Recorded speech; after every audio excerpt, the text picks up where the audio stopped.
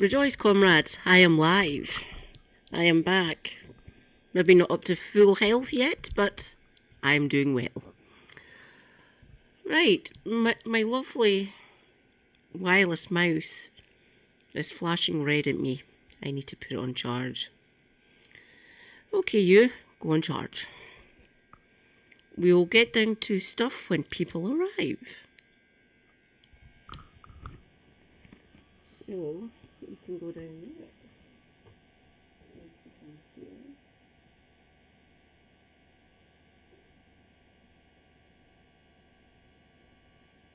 This is correct, isn't it? This one.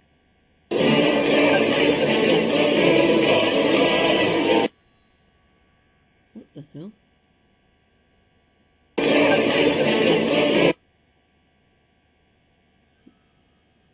No. Sorry, Kev. Let's go to my watch later list.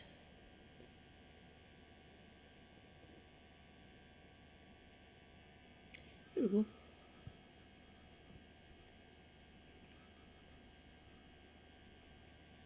Oh, no, not that one.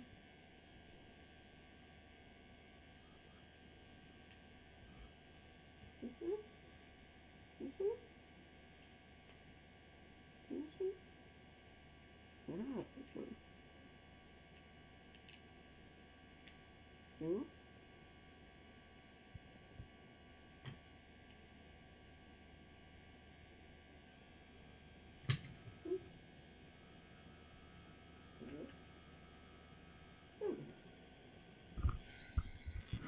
There we go, mobile mouse, now on charge. Where is my chat box? There's my chat box.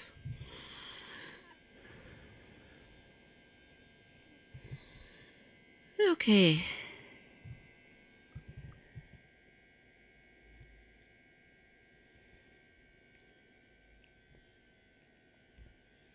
This feels weird being back. Okay, here we go.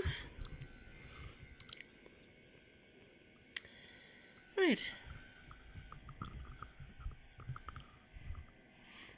Let's see.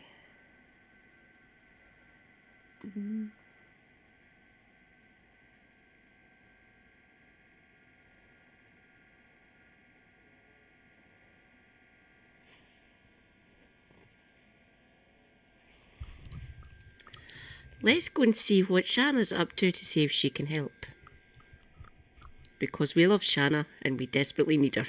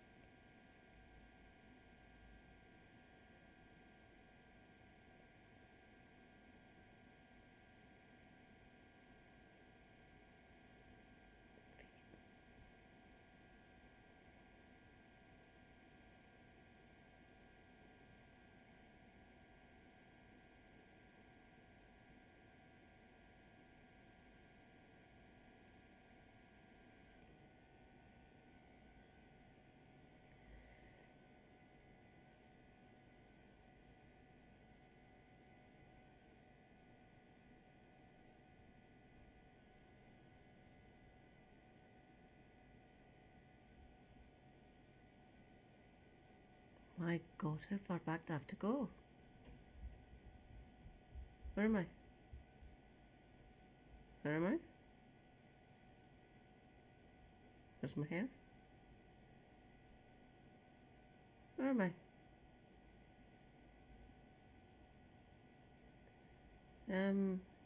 Bloom. Self-promo. Promo.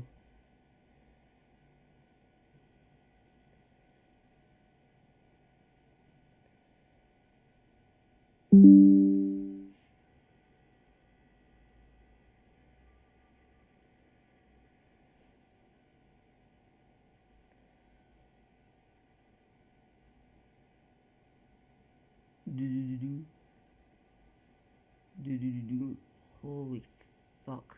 Back. How far back? I was in the hospital for nearly a fucking week. Christ, has it been this fucking long? This is mental. When was this? This was a week ago. Copy link.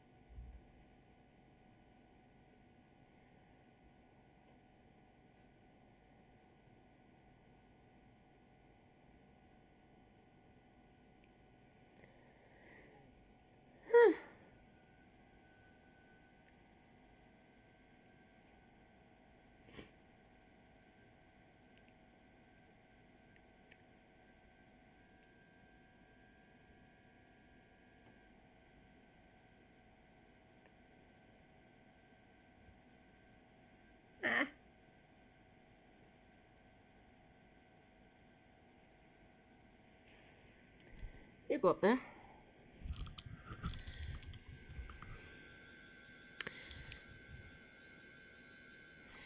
Let's put Steve Hofstetter on until people arrive. Go, Steve. That's a town right there. Who thinks they may have come in from the furthest away for the show tonight? You can yell it out. Where'd you come in from? What the fuck is that?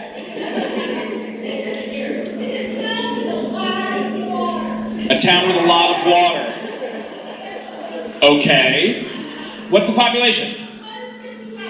150,000. That's not a fucking town. That's a city. A town of 150,000. No. The thing is, look, in Michigan, a town means much fucking smaller than 150,000. Anybody here from a small town? 400. That's a fucking town right there. 400 people. What's the name of your town? In case the one in Ohio wasn't shitty enough. That is, you live in the worst Akron. How is that possible? How is it possible that you're like, I'm from Akron? People are like, oh my God, Ohio? You're like, no, it's actually... Do you have a grocery store? No. Do you have a gas station? So you have a gas station, do you have a stoplight? No. Just a gas station, and who the fuck knows what will happen if you stop in it. One gas station. Any bars? One bar. How many churches? One bar, one gas station, 6 churches for 400 people. You have 6 churches. Your per capita churches, that's fucking insane. 6 churches. It's just a whole bunch of people praying they can move somewhere better than Akron. That's what's... That is amazing. How far away is that from here? 2-hour drive. Do you still live in Akron? Well, I appreciate you driving over here, not just because it's 2 hours, but also there's no fucking way I'm doing a show in Akron. Wait, maybe I will. I don't know. Who books the gas station? It's stinky. Well, I'm not getting booked by the churches, I know that, so... Thanks for watching and sharing this video. And thank you for following me on YouTube, Instagram, TikTok, Facebook, and everything else. If you want to watch videos like this before anyone else, check out patreon.com/Steve Hofstetter and come to a live show. I am touring just about everywhere. You can get tickets and see where all my shows are at stevehofstetter.com. Thanks for watching.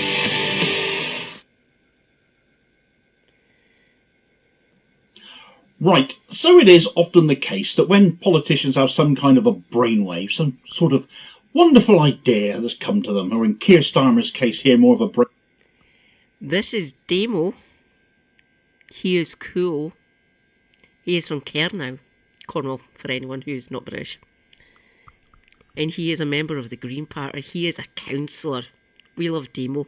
I've just recently found him. Seriously, this man is amazing. Hello, Demo. You've got a mad Scottish Marxist following you now, so rejoice. Lucky you. He really is quite great. Carry on, my man. ...art, that there is some form of historical precedent we can refer to that shows why a great new government plan might well be doomed to failure, simply because it's been tried before and it didn't work. Now and again, however, you get something come up so depraved and sickening you can't believe it's come back again, that the historical precedent should be well known enough I hate this to never Labour be government. repeated. They are scum. And the combination of a number of recent policy announcements from Starmer's Labour have absolutely set some alarm bells ringing. We've seen Starmer launch his assault on the long-term sick and disabled, seen the plans that will make it much harder for those with mental health problems to claim disability benefits, the drive to get them back into work with more stick and less carrot being driven through a choice between earning your poverty or be subjected to even worse, wages hardly keeping up with the cost of living anymore after all, as it is. But when you combine that with Starmer's lust for war, his increase in defence spending, laughably called defence spending, paid for by those attacks on the disabled, by the slashing of international aid, and his war drum beating towards Vladimir Putin, well, suddenly a very dark shadow from the past is cast across all of this, and some people have picked up on it. If you haven't yet, though, stay tuned and I'll explain. Right, so in a move that has drawn significant criticism as well as historical parallels, Keir Starmer's Labour government has unveiled plans to tackle unemployment by pushing more people, or at least attempting to paint a very rosy picture. Paint as rosy... I would just say, for a long, long time, between the wars and just after the Second World War, the military was seen as the employer of last resort. It's where the poor ended up, because obviously we need money to survive, pay rent, pay mortgage, shit like that, survive in this world. And it was called the employer of last resort because that's where a lot of poor people ended up for some strange reason. Who'd have thunk it? Lots of poor Scottish boys ended up in the military. Lots of poor English and Welsh boys ended up in the military as well. So it was seen as the employer of last resort. You were guaranteed to get into the army, essentially, to a basic level, kind of. But now that it's changed and they've brought in these stupid arse companies to try and drum up recruitment, not working, obviously, because it's CAPTA and stupid wanks like that who've had previous government contracts. I'll say most controversially in dealing with people like me, putting us through the work capability assessment. They are scum, they're evil bastards, because they were getting told by Gideon, fuck off calling him George, his actual name is Gideon Osborne, man is a ghoul, him and IDS, who was the head of the Department of Work and Pensions during the coalition years. I hate those two. They tried to fucking kill me. Haha, they failed. Fuck them. And they brought in these outside contractors to try and drum up recruitment. Fell flat on their fucking faces, obviously. Recruitment is at an all-time low. Maybe if they fund the army properly, pay more than fucking repentance for being a soldier.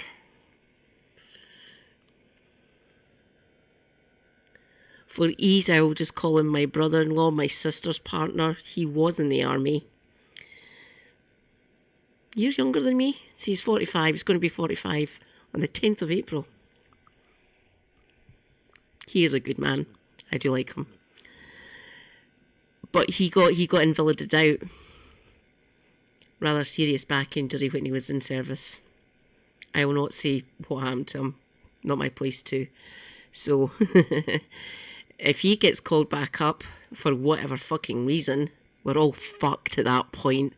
And if they get down as far as either me or my super hubby, the country's screwed at that. Well, the country's already fucking screwed anyway. So them trying to bring this back, it ain't gonna fucking work, Starmer, you fucking idiot. Christ. How do we get through to these people? I swear to God. A picture of it as possible anyway, to join the British Army. What's being aimed mainly at young unemployed Brits, the fact that there is this war on the long-term sick and disabled at the same time, that mental health is rising as people find it increasingly more difficult to get out of poverty, and that government policy is very much driving this at the same time that Starmer and co are going around doing this recruiting sergeant routine, has drawn a very unsettling comparison to something that was tried before, and to utterly catastrophic conclusion. This bucket it.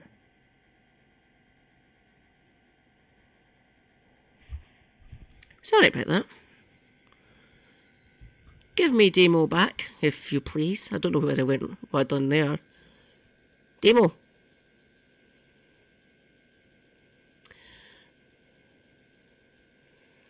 Well, oh, right. Hello, Bernie. Oh, I'm going to have to go back to my watch later list. Right.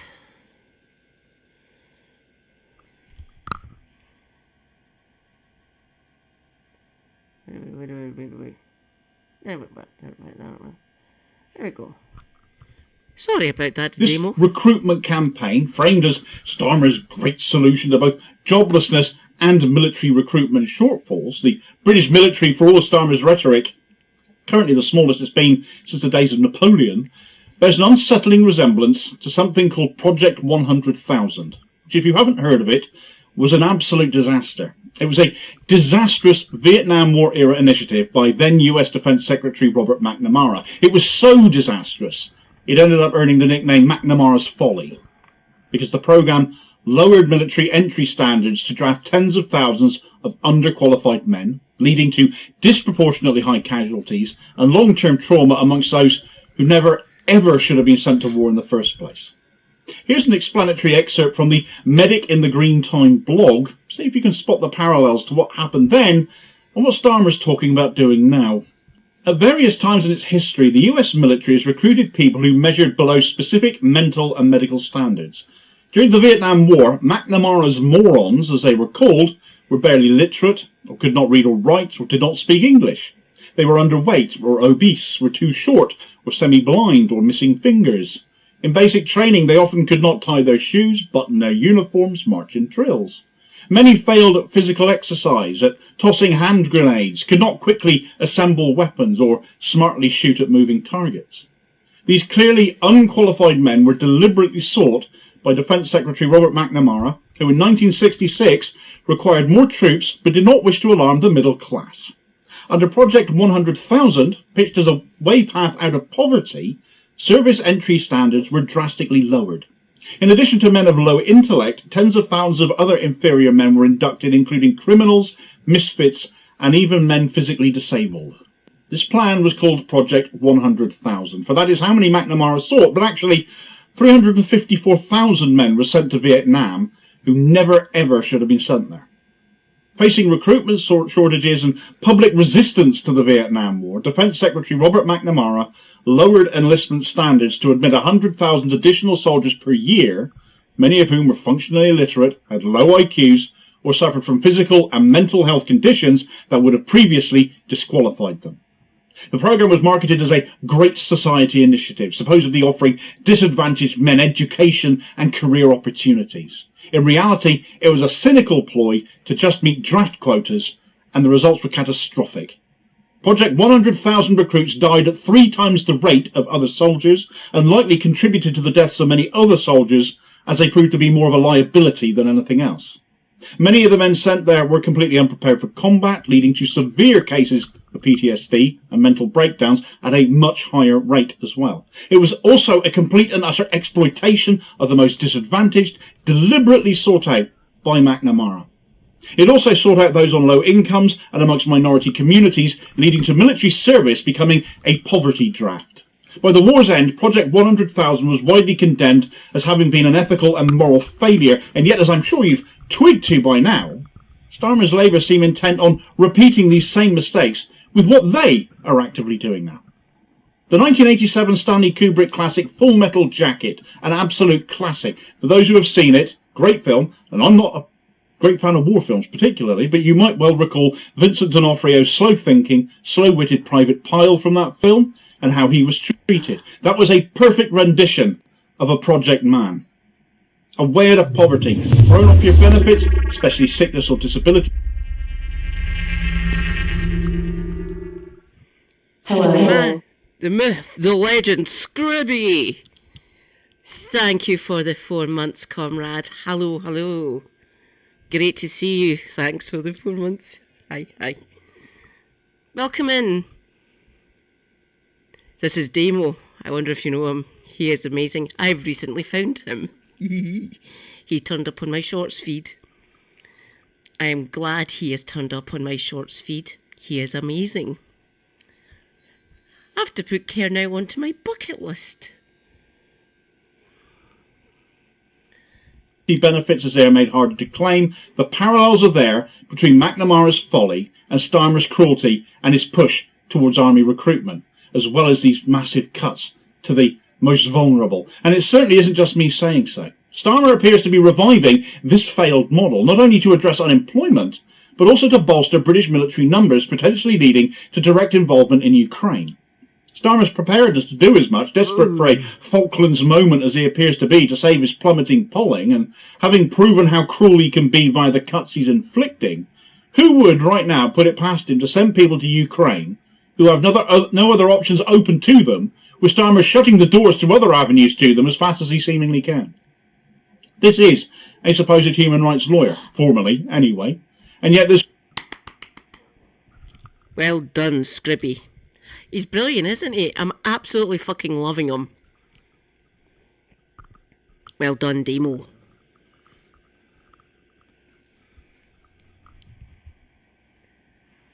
It all raises alarming moral and ethical concerns. How much more of a monster could this man actually be? Labour's new policy urges young people on benefits to consider military service as an alternative to unemployment. This comes alongside harsh welfare reforms that strip disability benefits from thousands, particularly those with mental health conditions, forcing them into work or presumably this option of military enlistment amidst a time of great military shortages. And this should be of grave concern to us all. What we have here is a concerted drive towards targeting the vulnerable by cutting disability and sickness benefits, pushing those people who lose their support towards making more extreme choices, seemingly having no other choice, between trying to find work as unemployment rises, due in no small part to the national insurance hikes on employers. Again, this government did that. Increasingly resulting in a potential choice with no work available, or very little of it, between destitution or the army. Already there have been surges in calls to suicide helplines off the back of Starmer's disability reforms, indicative of the desperation already there. Where this might be presented here as something of a choice, it really isn't a choice at all, because it is coercion into the armed forces under economic duress. No work, no support, but hey, the army are recruiting, how about them? I'm sure Ukraine is lovely at this time of year and all of that.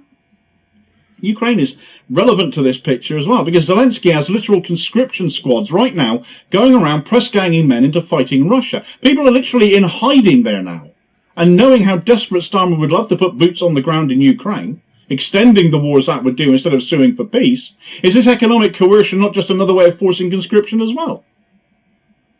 History shows that lowering military standards for recruitment leads to higher casualties and suffering, and we've got to watch Starmer like a hawk to make sure this doesn't happen. Project 100,000 recruits in Vietnam were more likely to die, desert, or suffer mental collapse, and Starmer's plan, if this is his plan, as I say, the parallels are there, risk the same outcome. McNamara, you fucking moron. Seriously, I don't know what he was thinking with that. Unnecessary death and dying fucking mental illness.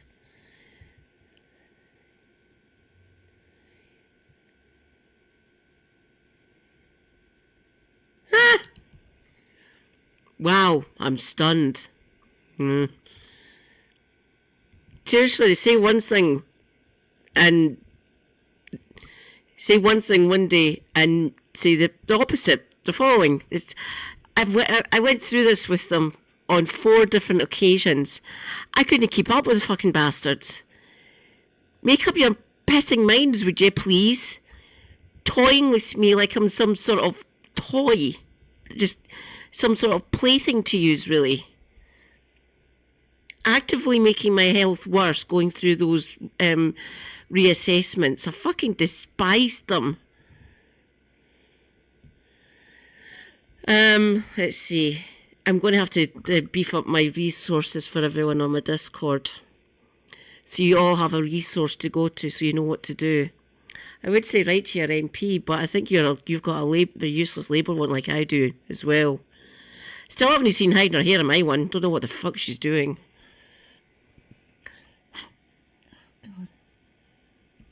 Carry on, Damo. Keir Starmer's plan to recruit the unemployed into the army is not just a potential revival of McNamara's folly, it is an even more cynical exploitation of the poor and the vulnerable.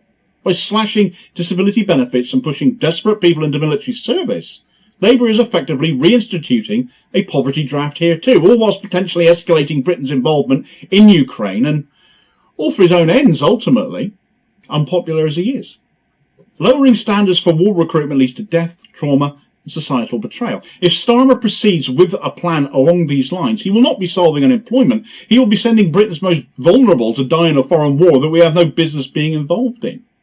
We do not belong putting boots on the ground in Ukraine.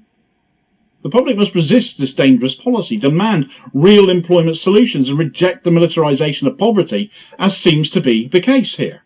The parallels that we're watching, the historical precedent we're seeing being repeated in so many different ways. Is Starmer truly prepared to see people risk their lives in the thousands for sake of his own polling? Well, I know what I think about that. Meanwhile, those cuts to disability benefits, they might not save much money at all, as Labour are claiming, since they've all forgotten something absolutely massive. Even in the impact assessment, it seems so. So much for that incompetence and a sheer lack of understanding of the issues driving these cuts that would be more harmful than anything the Tories did. So what have they missed? Find out more in this video recommendation here as your suggested next watch. Please do also hit like, share and subscribe so you don't miss out on all new daily content, as well as helping to support the channel at the same time, which is enormously appreciated. I'll hopefully catch you on the next vid. Cheers, folks. No, I haven't, Scribby. The banana is back, and this time it wants to eat your sandwich. Oh, I've already watched this one. Sorry, Jimmy. Right, Jamie, even. Just type in Charlie Anderson, that'll work, won't it? We need good advice on Pip.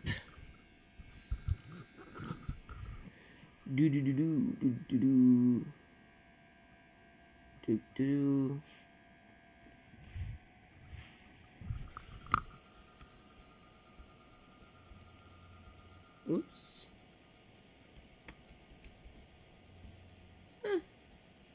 Nah.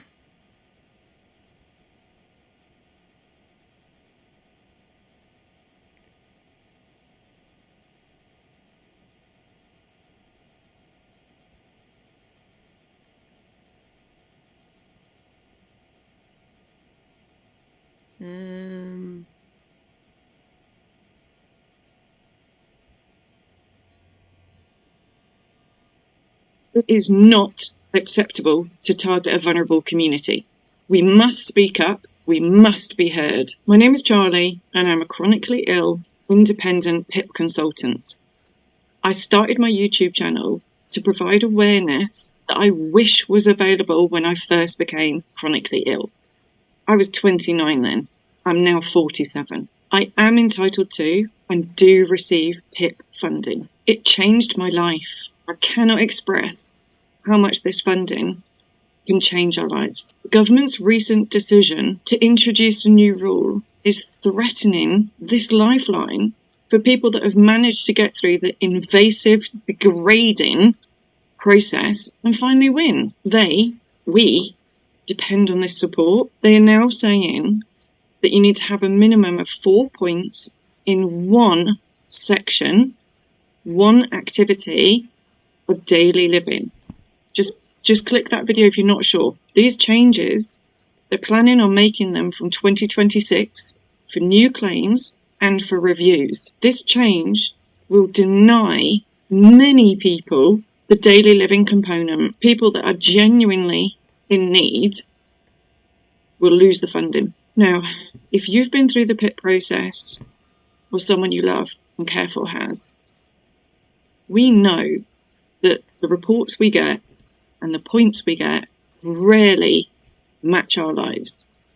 There will be many of you watching this that are sitting there thinking, fucking hell, Charlie, I should have got 4 points in this. I only got 2, but I got enhanced. So I didn't appeal it because I got enhanced. So what's the point in appealing when you've got the maximum funding? Or you're thinking, well, they gave me standard, but I just didn't have the energy to fight it anymore. It messed with my head so much. Or a different version of what I've just said. I know that. We know that. We know that very rarely do the points they award actually match our daily lives. I have clients who score 30 plus points in daily living. And they definitely don't match mine because of my new health condition. 13 points. If the system worked the way it's supposed to, this 4-point rule would be all right. But you're probably watching this thinking, yeah, Charlie, yeah, but they don't get it. No, they don't get it. They don't get it. The government must reconsider this change. We must protect the most vulnerable amongst us in our community. I want to try and ensure that we're treated with dignity and compassion. I think that's a reasonable request. So, what's my point? I want us to get the government to reconsider this decision. Us. You watching this, we need to take action. We need 100,000 signatures on the petition I'm about to show you. Then legally, because thank fuck we live in a democracy, if we get 100,000 signatures, they have to discuss this in Parliament. Have to. Just to clarify, I am not trying to set myself up as our spokesperson, right? I'm not well enough. I'm not well enough, and I don't have the skills. Sorry, I'm really good at PIP. I'm really good at PIP. Being politically correct, I'm shit at it. I am shit at it. Okay, let's keep it real. Okay, I'm not setting myself up to be a spokesperson. That would be a terrible idea. But why? Maybe an opinionated Scotswoman. And now I don't have any problem with public speaking. The only thing I would need to worry about is me actually losing my rag. There's no point starting to yell and shout at them. People usually just shut down at that point. Being loud and clear and being slightly forceful, say that. Saying what we're angry about, what we're upset about, what they're doing. I'm sure I could do that. Sure I could. Not losing my temper, that's tricky. After 14 years of the scum actively trying to ruin our lives, kinda gets you radicalised, doesn't it? I'm trying to do is unite us. I want to unite us so that we can get the government to pay attention And then the experts, the activists, the specialists that work for the really good charities, it gives them a louder voice. The government has to listen to them. We just need to get the government to pay attention. Okay? And it's a really easy thing to do. Now remember, you can do the petition. It could be friends, family, it could be the lady at the local shop that you get on really well with. Anyone can sign this petition. Okay? You don't have to be personally impacted by PIP. So let me show you how to do it. What? 5 people have done it! Oh. Okay. So this is what I'm calling... Hang on a minute. Where am I? Where am I on the screen? Okay. So this is what I'm calling it. Stop the new 4-point PIP rule. Nice and blunt, okay? By the way, this is the first time I've used an AI image. So I thought it was pretty good. But, you know, I'd like to make changes, but I don't know how to make changes. So just look at it from a distance. Okay, so, sorry, getting to the point. Like, oh, there's 5 people already. I haven't even shared this. Right. Sign the petition. Oh, sorry. You can read here. Basically, what I've said during this video is here. So I'm the decision maker. This support change, this is nothing to do with me. This is just what's set up on the petition thing. So that's nothing to do with me. I don't know what I'm not really sure what it is. I can't believe it's 5 people already. I'm so happy. Right. So first name, surname, email. It's showing that I'm in Stoke. That's fine. Yes, I want updates. Now look, if any of you are worried and you're like, fuck, I don't want my name on it, you can put it there so that it's not displayed in public. I didn't even know that. I've never done this before, okay? So if you want to, tick that so your name doesn't show, okay? I'm obviously doing this YouTube video, so like, let's sign the petition. Oh, I didn't know that was an option. So I'm going to say no, because I'm going to share it. Ooh, I'm going to copy the link, and I'm going to put that in the description below. So if you go down, look on your YouTube screen, it'll be right on the description so you can click on the link. Amplify your signature but add in your voice. Nope. Skip. Done! Fuck, that's a lot easier than the green paper, isn't it? I'm going to put the green paper at the end so you can see that. By the way, I don't know if you are on my newsletter, but I'm going to put the QR code in the newsletter. I'm going to put the link in the newsletter. And I'm going to keep that at the bottom of the newsletter until we get over 100,000 supporters. You know what I say, if you've met me before and seen my videos on PIP, you can do this. We can do this.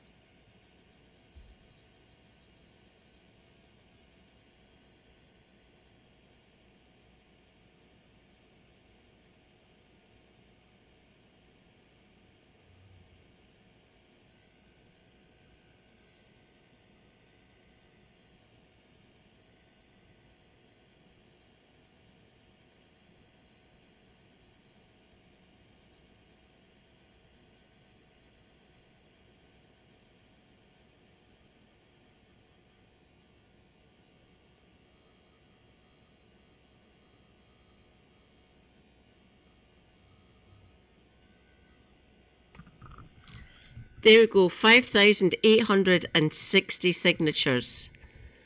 Woohoo! That makes me so happy. On you go, Charlie. Thanks for recommending her to me, Scribby. Very kind. We need more people. Remember, there is more of us than there is of them. Especially the Labour politicians. Woo!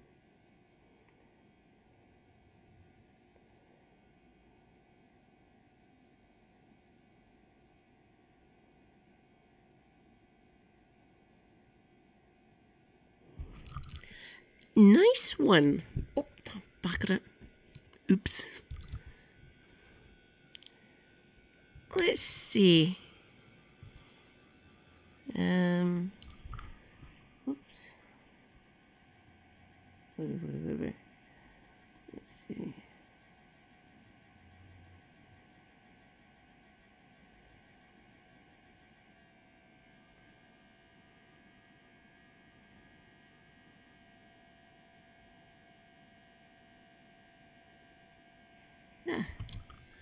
Hi everybody, my name's Charlie and I've helped over 150 people win their PIP claims and I received PIP myself.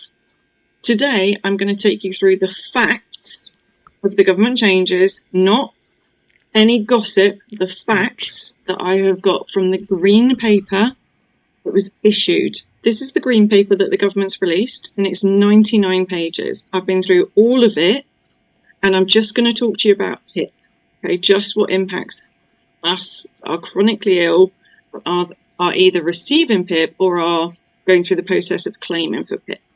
If you're in Scotland, this isn't relevant because you've got ADP. Before we get into it, I just want to clarify, there are no changes happening Just because I'm right not on now. PIP doesn't mean that I'm not No going changes. to be active in this carrying area, on by the way. as per There's normal. plenty of people This is a like me down in consultation, England who I want to and I help. will go into the details about the bits that do worry me. But right It now, is a shitty thing no that they're doing to you, changes, business and I as will usual. not stand First of for all, it. is PIP being taken away? No, it is not. PIP is staying. It will continue to be not means tested, which means that you can claim for it and receive it when working. You can. They've actually hired consultants. I found this out last year, 2 years ago? 2 years ago. My sister found out this through her work with the STUC. She found this out that back when Cameron was still leader, just before the election, they hired people, the Tories that hired people to see if you could actually means test people's disabilities. How the fuck do you do that? We're all fucking different, you morons. How can you can't means test how someone's life's affected by their health issues? We are all individuals. Seriously, what a waste of fucking time and effort and money. Stupid. Can't means test people's illnesses, you fucking nutters. Seriously, how would they even go about doing that? You need to get doctors to do it. And even at that, they wouldn't feel comfortable doing it. So you can't do it. You can't. What do you want us to find? How it affects someone is different from patient to patient. Fucking idiotic. Receive it no matter what your income is, if you own property, if your partner works. She gave me it to read. It's not means she tested. This might cheer you Okay? up to That's see going to how remain the moronic same. they are. It will remain the She was same correct. that I you was have to have laughing a at it. condition that's impacted you for 3 months and is more than likely it's going to continue for at least another 9 months. If you are terminally ill and have been diagnosed with less than 12 months to live, the system will remain the same. They are extremely good at fast-tracking people in that situation. What is fantastic about what they're doing is they're putting in an extra 26 billion, that's B, billion pounds into the NHS. They're going to increase by over 2 million appointments and get 7 months ahead of schedule for people that are waiting for treatment or waiting to see specialists. This is massive news for us. Massive news for the chronically ill community. When the first paper was released by the Conservatives, my frustration was, stop trying to beat us up and help those of us that are able to get better, get better. I wouldn't be able to talk to no someone one like... chooses to be chronically ill. There are many of us with degenerative conditions like myself, but there are also many... I've got degenerative issues as well, degenerative diseases. A couple of them are genetic, so born with. Yeah, I wouldn't be able to be friends with someone like that, unfortunately. Don't take the job. It will hollow out your soul. Seriously, just no, don't, please.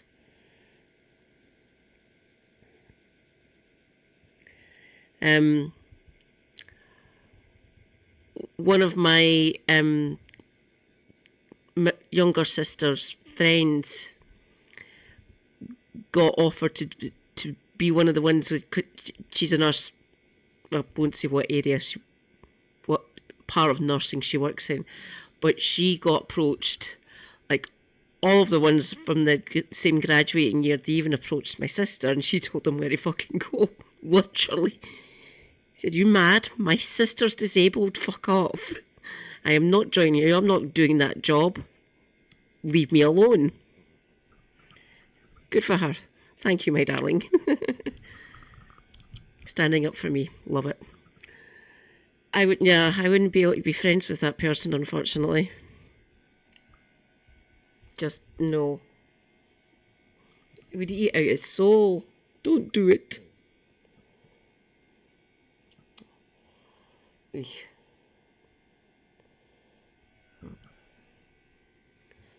People with conditions where if they did get access to the right specialist and the right treatment, they could get better. And I agree with what they've said in all of this, that we want to work. I've never spoken to someone that doesn't want to work. Everyone I talk to, we want to be better, we want to work. I agree with the core foundations of what they're trying to do. There is some I don't agree with, but we'll come on to that. So the money going into the NHS is brilliant. And I believe that is what is going to make the difference to getting people off I'd be a hazard in and any work condition. getting people back to work. They've accepted the main feedback is the PIP experience is not positive. We don't trust them, and they want to review that process, especially the assessment process, but after they've sorted all this stuff out. Another big change that they're putting in place is if you try and go back to work, if you try employment, it will no longer trigger a change of circumstance. It won't trigger a review. Whereas, now, again, I'm only talking about PIP, but I didn't realise that with some of the benefits that if you tried to go back to work, you just lost everything. And say, for example, you tried for a couple of weeks and it didn't work, you were pretty much fucked. Well, they're going to change that because obviously if you want to get back to work, you need to try it, especially if you've got health issues, to see if the employer will actually put reasonable adjustments in place and see if you can manage it. So it's no longer going to trigger a change of circumstance and a review, and they want that in place ASAP. Another fantastic thing. If you've seen any of my videos, you know that I advise you to record your PIP assessments because we can't trust them. We have technical issues quite a lot, so you can't get the recording. And it has been shown, in my experience, that if you do record the session... I recorded mine's. They're all up in the cloud now. Obviously, I don't need to worry about it that much because I'm on adult disability payment up here. And they treat me like a human. It is delightful being treated like a human. DWP don't treat us like humans. It is disgusting. I recorded all my reassessments and all my assessments. I had my super hubby with me for most of them, and he recorded them on his phone, and I sent them up to the cloud because technically they're my phones. I'm the registered owner for any of the phones that we've had in our household, so they all just get sent up to my cloud storage, which is good because if they want to hear them again, they can. I can bring them down and they can listen to them. See how bad the Department of Work and Pensions really is. It was funny, I was listening to them during the pandemic. Super hubby was saying to me, he said, "Why do you like listening to those?" Just to review, just to see what it was like. You didn't need to tell them. Fuck them.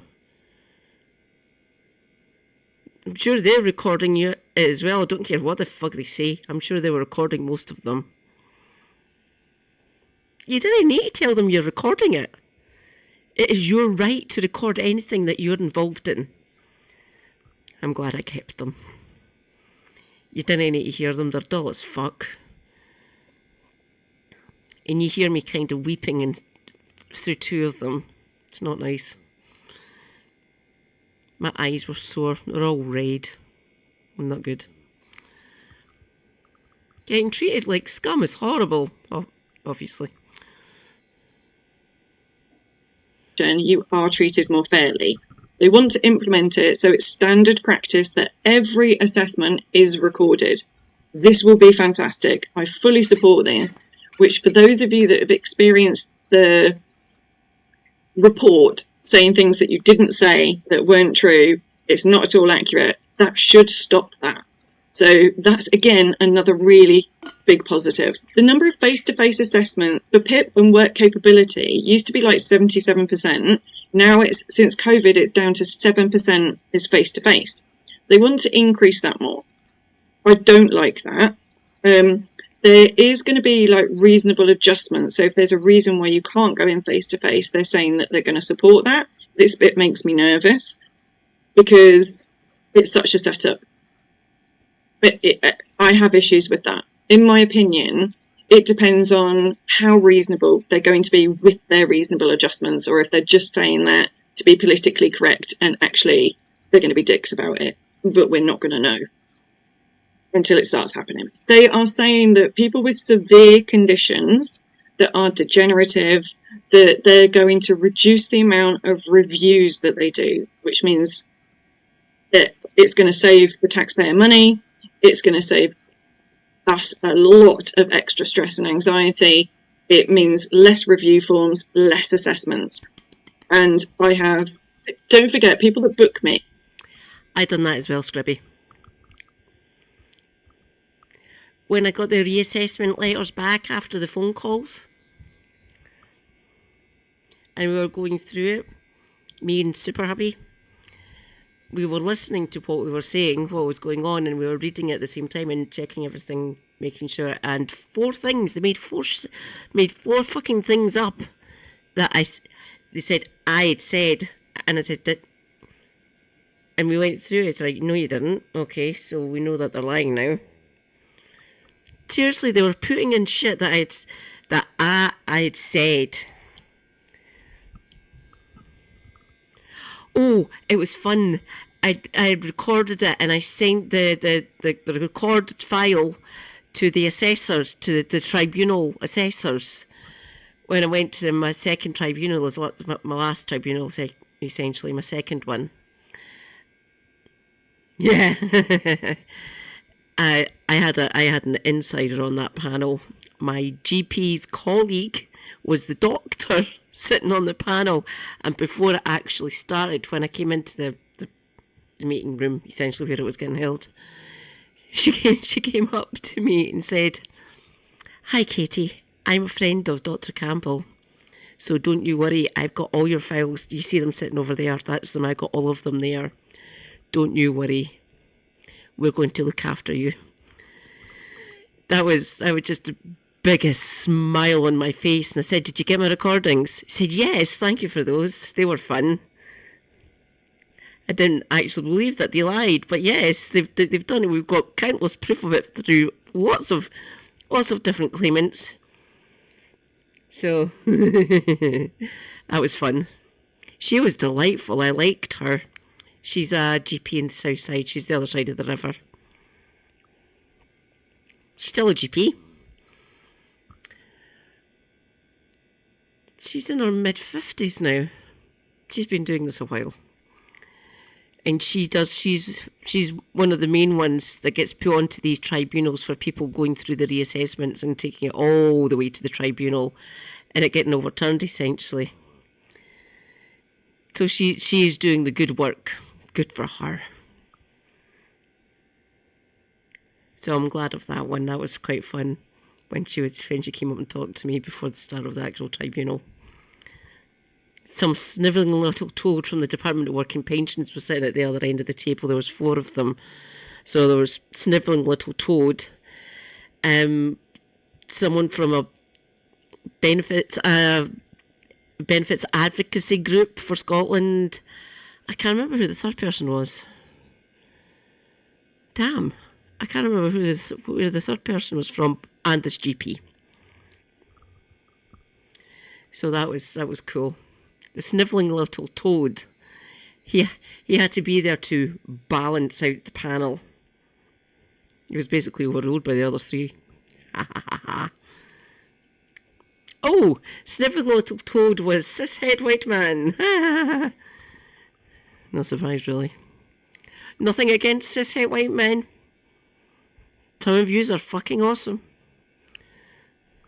So I have a consultancy, people book me, and I work with them on their PIP claims. Damn it, yes, the third person was a bloody lawyer. And so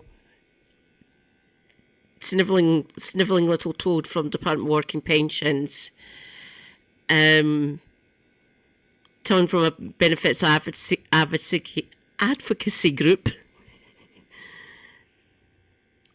Carers UK, I think, something like that. A lawyer, yeah, the lawyer of some description, and a GP, a doctor. Thanks, Gribby. Yeah, I should have guessed it would have been a lawyer sitting on the panel to cover the suite of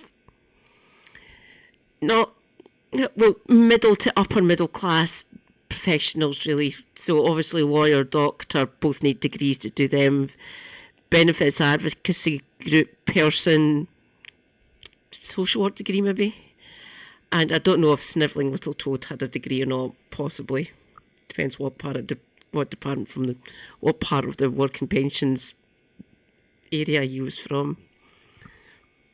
They might have all had degrees, actually, come to think of it. The one from the benefits advocacy group was the same age as me. Kind of young, really, for that. So I think the lawyer and the GP was over. She's a little bit older than me. She's about 10 years older than me. So at that point, she'd be mid-30s at that point, I think. Mid-30s. No one books me if they've got a boo-boo. I've got clients that are bedridden 90% of the time. They're being put through most lawyers assessments every 3 years, which is actually 2 years, the way the system works. Mostly good. People that obviously are on oxygen that can't do more than 3 steps, being forced into refuse. So I completely agree with this. Providing there is medical evidence to back up the severity of that person's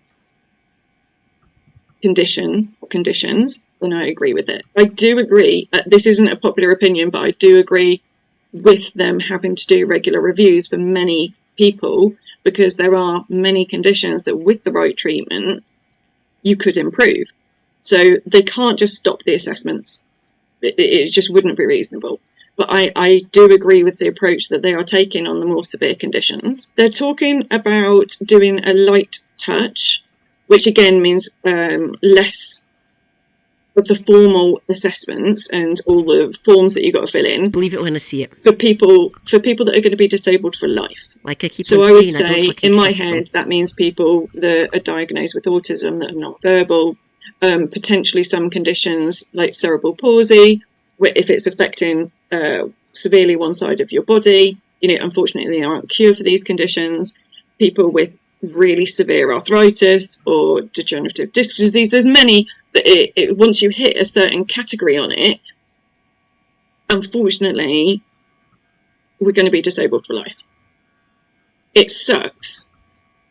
And none of us want to be in that category, but it does make sense to have those people in a different category.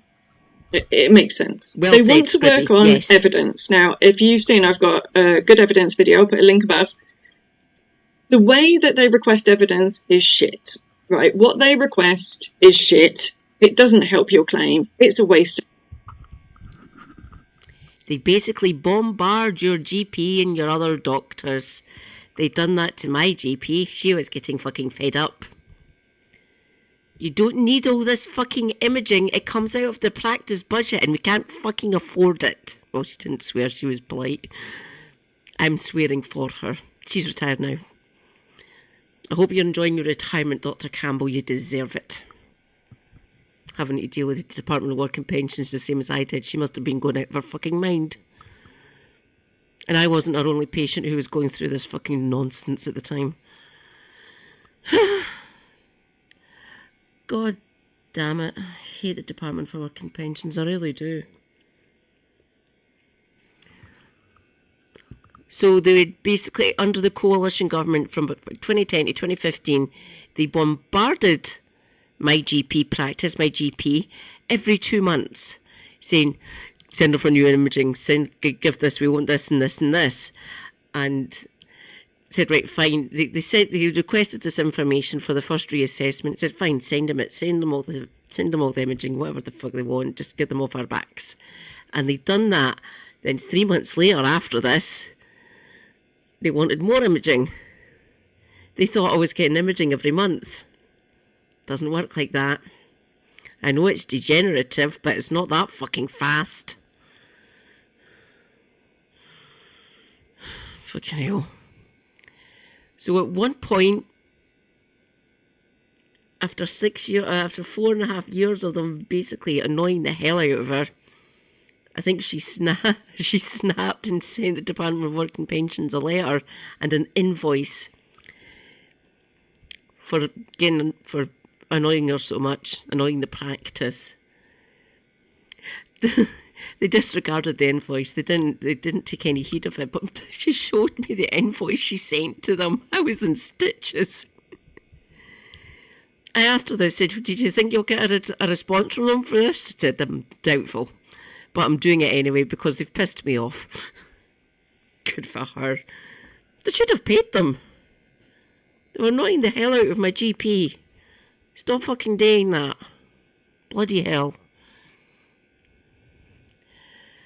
Social Security Scotland. Christ, that's a mouthful. Asked for the imaging once, and that's it. They've only asked for it once, and that's it. Then they say they've left it up to the practice. My new GP, Dr. Verma, he is awesome. I love him. Nice one. It's good when you've got a good GP. It's excellent. And I have a really good one. I've been lucky, really. My GPs, apart from the one I had in Clydebank, was an absolute ghoul of a GP. He was old. He needed retiring. By the time that I got to that practice, he was 62, for crying out loud. Just fucking retire, man. You've been a GP for over 40 years. For nearly 39 years at that point when I joined that practice. So, he was horrible, but every other GP I've had has been actually decent. And the two at this practice that Super Hubby's managed to spirit me into, they've been fucking amazing.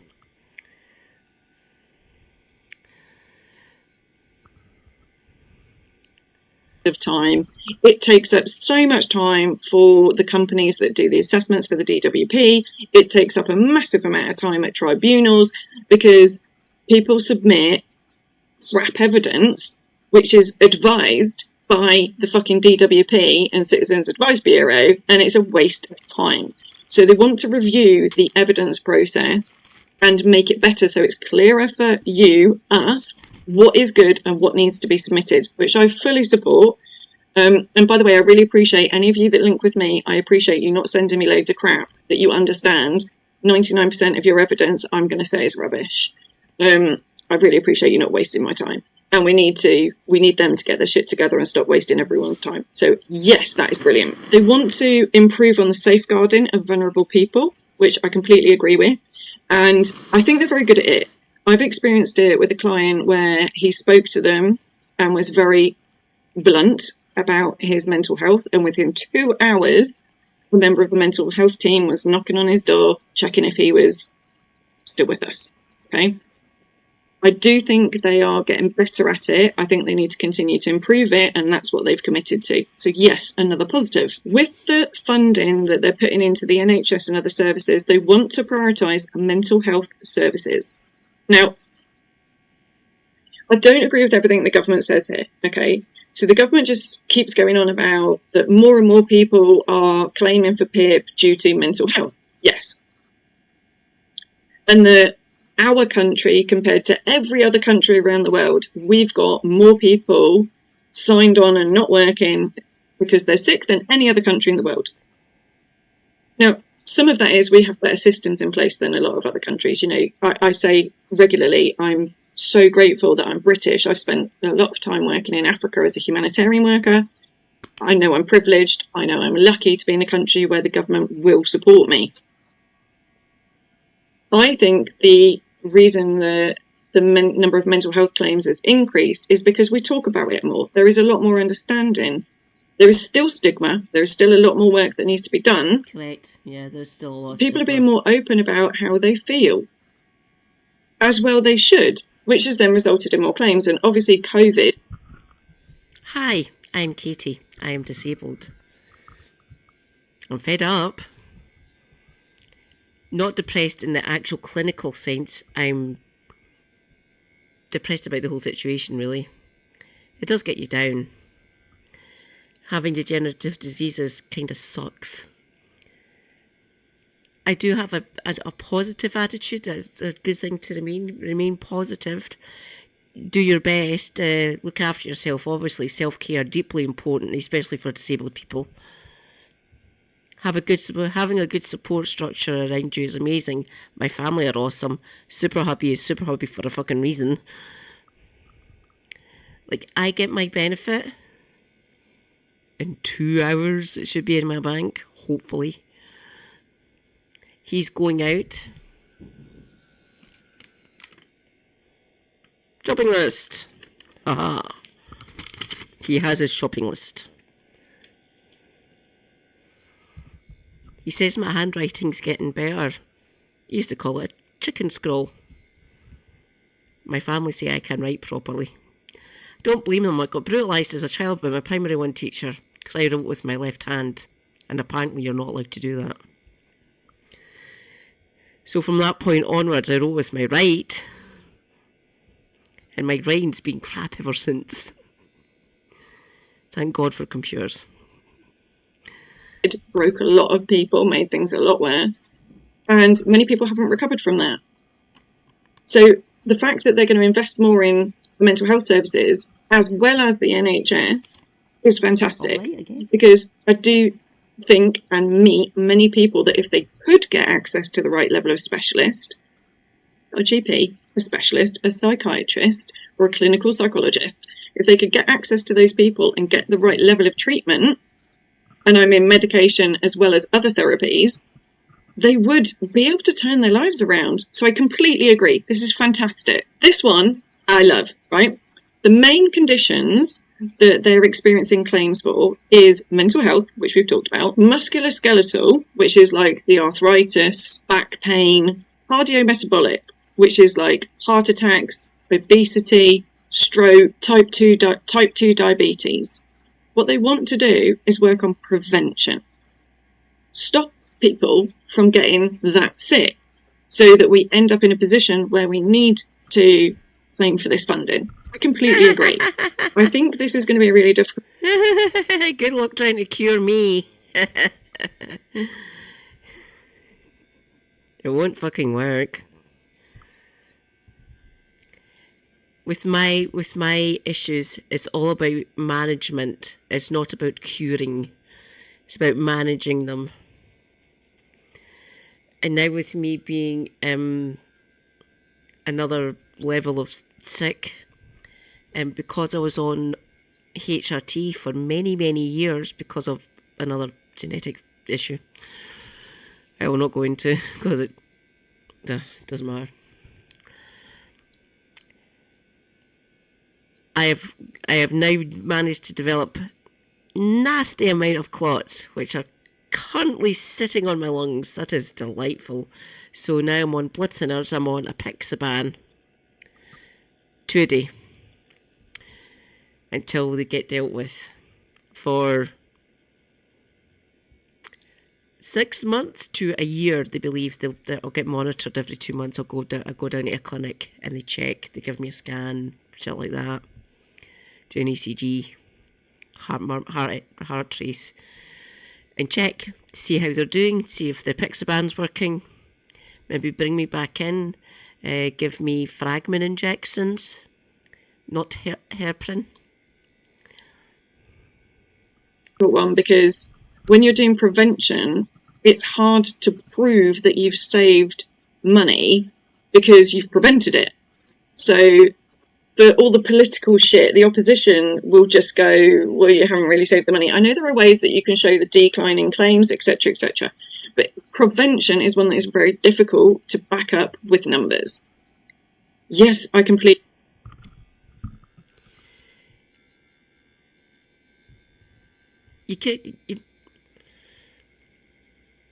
As a concept, you can prove a negative. Just ask any maths graduate. I try not to. Sorry, nothing against maths graduates. You guys are really fucking amazing. They're very intelligent, obviously. But trying to prove a negative with this, in this sort of area, for what they're trying to do, you have prevented this from happening. How do you prove that you prevented this from happening? As a concept in this area, difficult. Let's put it that way. You can see the amount of claims going down. Yes, that is correct. But proving you've prevented something, you can prove I haven't hit Keir Starmer. That's easy to prove. I live here in Glasgow. He is down in London. There, that's easy. I haven't hit him. He is too far away for me to hit him.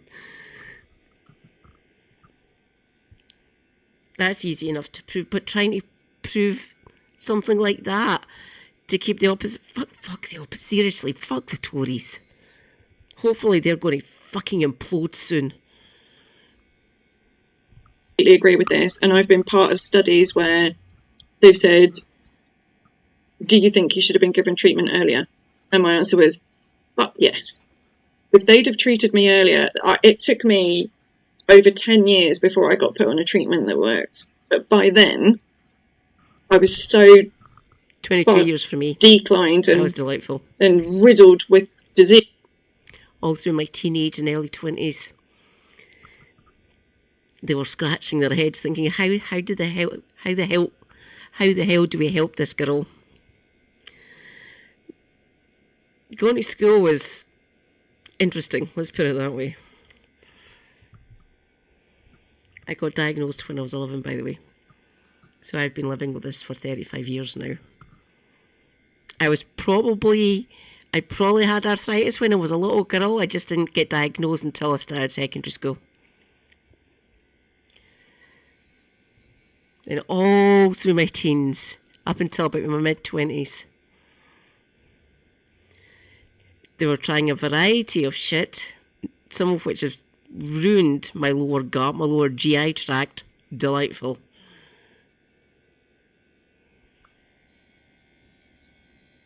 Andy! Hello, hello.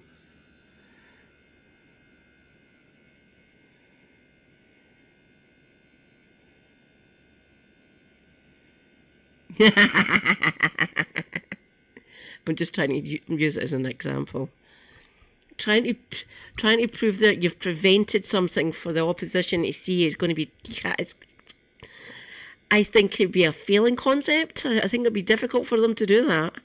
There'd be no point. Look, we've prevented blah, blah, blah, blah, blah from happening. They can say all they want in the fucking chamber. Seriously, they can.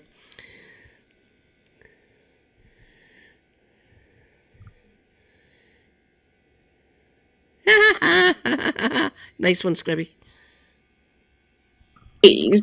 That we couldn't get me back up.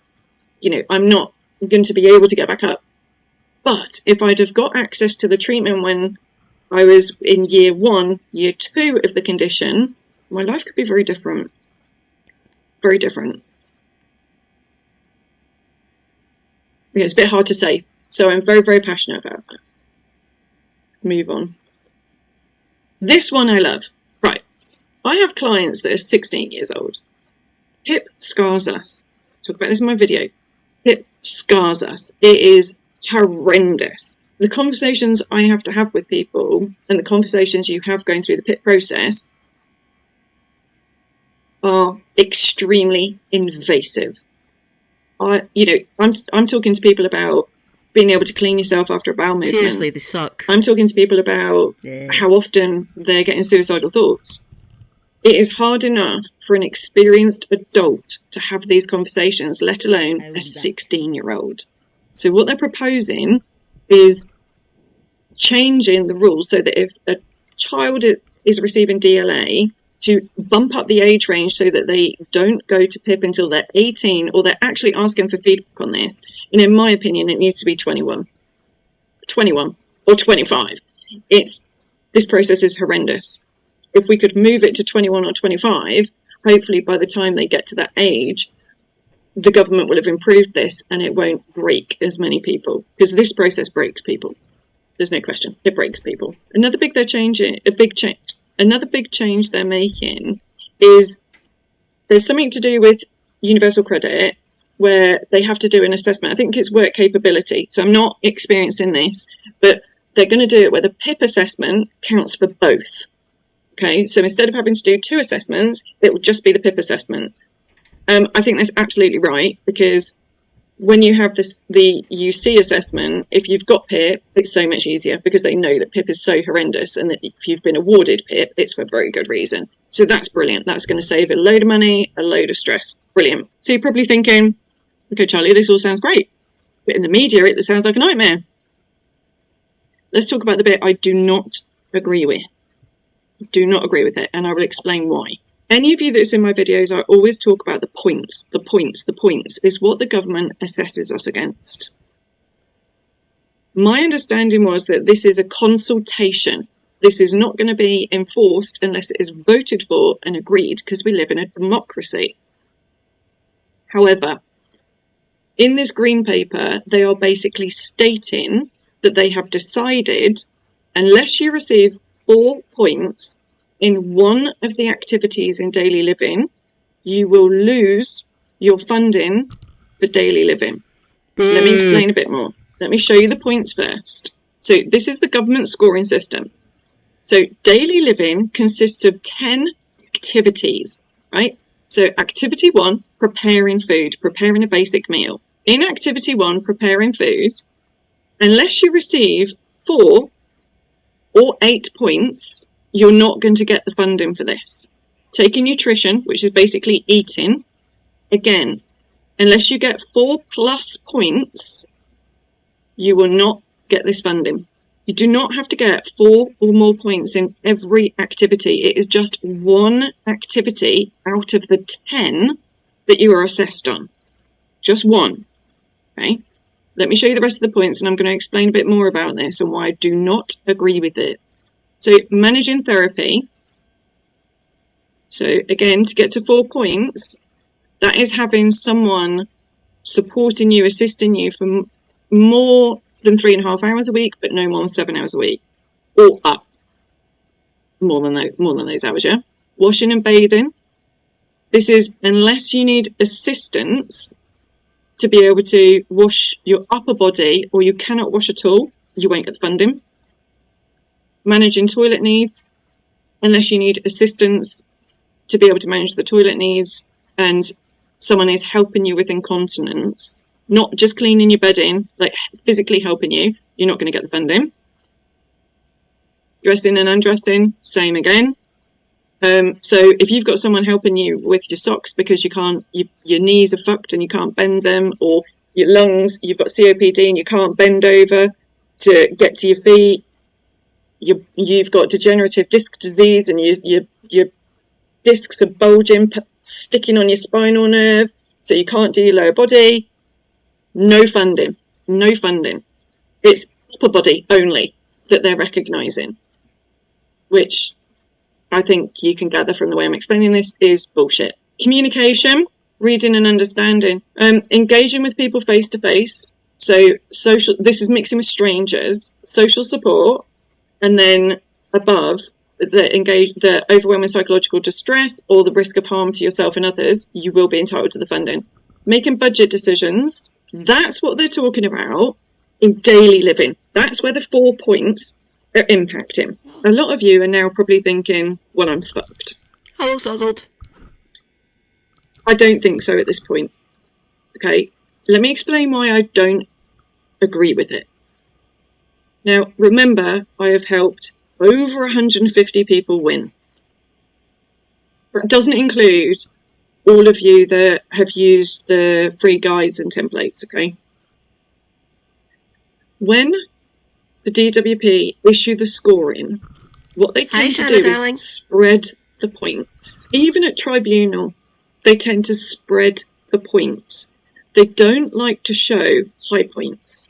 For example, when I have clients that are non-verbal autistic warriors, they still won't give them 4 points and above. They'll give them 2 points for prompting. The points never, ever, well, that's not true. Very, very rarely do I see the points actually match people's lives. Even when I have clients that score 27 points in daily living or above that, they will in the end get 12 or 13 points. Points never actually match people's lives. No. Points very rarely actually match people's lives. So by the government saying 4 points and above, I get how someone that is not involved with this, or that is looking at how the process should work in a perfect world, it looks completely reasonable. But yeah, if people have got 4 points, then, you know, they're entitled to it. We're drawing the line. But what they don't understand is the reality of the system. They don't often do that because of however their culture is. It's just fact. That is just the reality of how PIP works. And I accept that. My client, we accept it because we've got no choice. But by implementing this change, it means the way that the DWP issue the scoring is actually going to fuck over a load of people that should have scored 4 and above, but didn't, but still got enhanced because of the way they spread it. Correct. So my understanding is this is a consultation, right? We have to vote for this. We have 12 weeks to give feedback. 12 weeks. So I was like, brilliant. Not long enough. We can just, if we get enough of us to give feedback, then we will speak very, very loudly and the government will know that actually they need to reconsider it. But there's a problem. So what I'm about to show you is what's called the consultation questions. This is what the government want us. Anyone can give feedback on this. It can be you, chronically ill person. It can be carer, a loved one, friend that is involved in your life. And don't forget, there are lots of activists and experts from charities like Mind, Scope. They are working hard to try and protect us, the vulnerable, chronically ill, disabled community. Okay, all of those people will be submitting feedback. But what's worrying me is the questions. Because this 4 points, they're not asking our opinion. It sounds like they've made that decision. So let me show you. I want you to focus on question 2. Question 2. What support do you think we could provide for those who will lose their personal independence payment entitlement as a result of the new additional requirement to score at least 4 points on one daily living activity? What support do you think we could provide for those who will lose their PIP? So they're not asking our opinion about this 4 points thing. They're saying that's what they're going to do. I'm doing a call to action. As many of us as possible need to give feedback. So how the fuck do we give feedback? Let me show you. Go to Google, type in Green Paper DWP 2025. That's what I typed in. Click on it. I'll put a link in the description as well, so you could just do that to save time. Okay. So you go down, scroll down to the document, to take you to this. In the how to respond, you can click on a link and do it online, or you can email, or you can write to them. Now, if you write to them, remember what I always say, send it recorded delivery. Don't trust them because they lose a lot of things, and we know this is a fact. So there's different ways you can submit feedback. Okay, we encourage you to respond via this online via this form if possible, or you can email them, or you can send them snail mail. If you can afford that, if you can write to them and afford to send it registered, recorded, is basically you get the more expensive one is a tenner essentially. It's $8.95. So fuck it, just round it up to a tenner. That gets tracked all the way to the lovely Caxton house. I know why I want to do it that fucking place. Redacted, redacted, redacted. But yeah, I would encourage you to send it recorded. Send them the email. Obviously, you can keep your email. I'm not entirely sure if you can keep this online form that they're encouraging you. The fact that they're encouraging you to fill out this online form they've created doesn't fill me with confidence. I would email them. Most people have a phone or a tablet of some description or access to a laptop or a computer. So you can keep your records, you can keep your email and what you send them. Obviously, you can make 2 copies of the letter you send them. Keep your copy. It'd be quite interesting. I wonder how many people can afford to send it registered. Probably not many of us.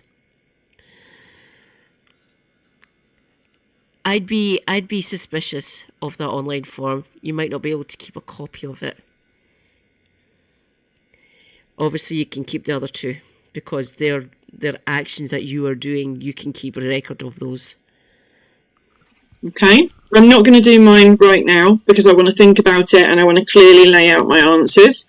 I will do another video showing you that. I just wanted to show you where it is in case you don't want to wait for what I'm going to do, in case you want to do your feedback now. We've got 12 weeks. Okay, 12 weeks from the 18th of March is my understanding. I'm going to be doing more videos. So I was just looking for the date. I'm going to be doing more videos, more call to actions because we need to do this. You could you don't have to, but I do a weekly newsletter. That's where I do more regular PIP updates. You get to see it before this channel. Although urgent videos like this, it goes straight onto YouTube. I'm going to be doing updates in my newsletter, okay? And we've just got to fight. We've got to pull together as a community. There are hundreds and thousands of you that watch these videos. Hundreds of thousands. We've got to smash that 16,000 feedback. We need a lot more than that. It needs to be you. It needs to be your loved ones. Anyone that understands your situation. We've got to get them all to do the feedback. So I'll do the video soon. We're called warriors for a reason. Now, even though we're fatigued, we're in pain, we've got a lot of shit going on, we need to add this to the list because we've got to fight for ourselves and those others in our community that don't have the energy to fight for themselves. Okay? We can do it. Thank you, Charlie. Okay. I've been delaying watching this one. Let's go and check in with Owen.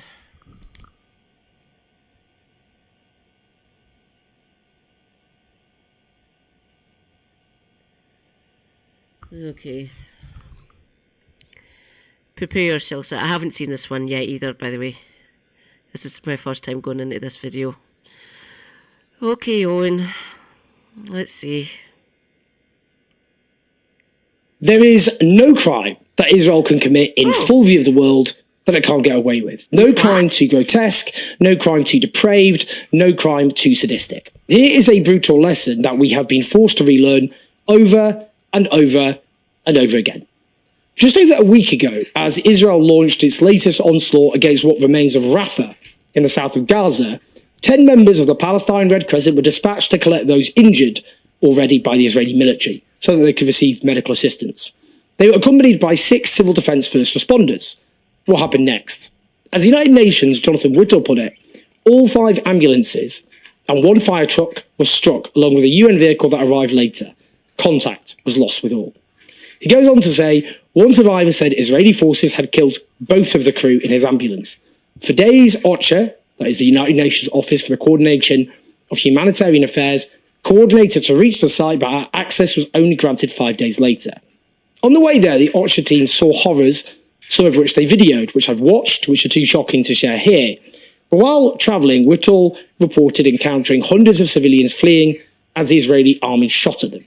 They watched as a woman was shot in the back of the head And when a young man sought to retrieve her, he was then shot as well. They were able to recover her body with their UN vehicle. He goes on, returning the next day, we were finally able to reach the site and discovered a devastating scene. Ambulances, the UN vehicle, and a fire truck had been crushed and partially buried. After hours of digging, we recovered one body, a civil defence worker beneath his fire truck. Just to be clear here, the Israeli army even sought to bury the ambulances, the fire truck, and the UN vehicle after massacring the medical staff. He goes on, yesterday on the first day of Eid, the team returned. He said that they recovered the bodies of 8 Red Crescent medical staff, 6 civil defence and 1 UN staff.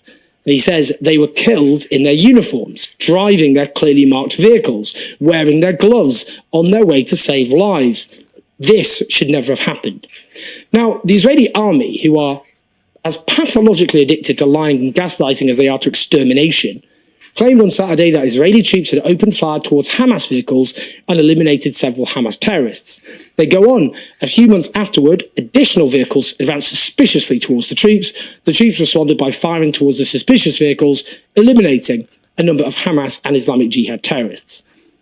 The statement added that after an initial inquiry, it was determined that some of the suspicious vehicles were ambulances and fire trucks, and condemned what it claimed was a repeated use by terrorist organisations of the Gaza Strip of ambulances for terrorist purposes.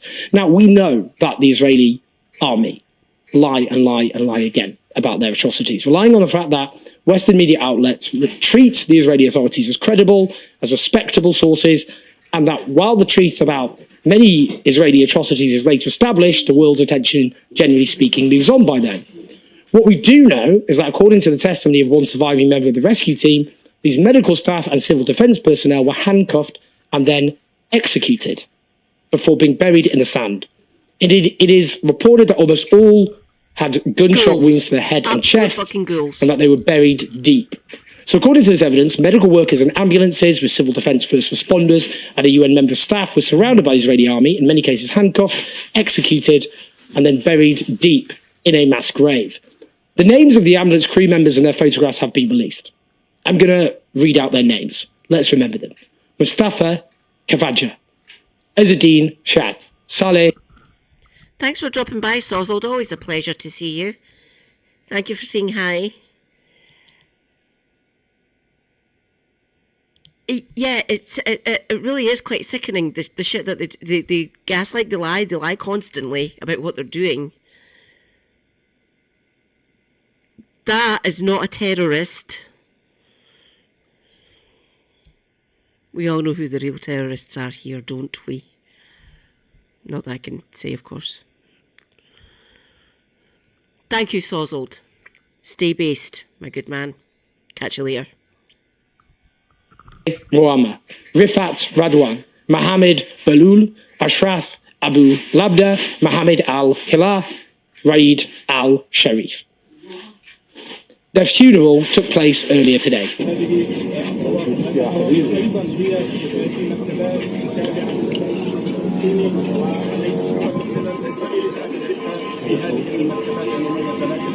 Another ambulance worker is missing, possibly kidnapped by the Israeli army.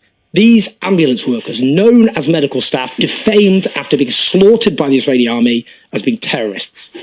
The International Federation of the Red Cross and Red Crescent Societies have issued a statement in which they say they are outraged at these deaths, noting that their staff disappeared when they came under heavy fire in Al-Hashashin on the 23rd of March, with 7 days of silence and access being denied to the area of Rafah where they were last seen. The Secretary General of the IFRC is quoted as saying, "I'm heartbroken. These dedicated ambulance workers were responding to wounded people. They were humanitarians.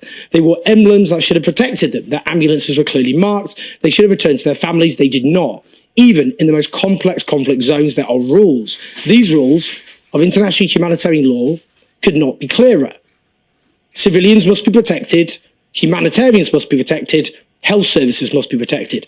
And yet media outlets continue to strip away accountability from the Israeli state. In classic BBC style, the original headline about this story was "Red Cross outraged over killing of 8 medics in Gaza." After widespread outrage online, this was changed to "Red Cross outraged over killing of medics by Israeli forces in Gaza."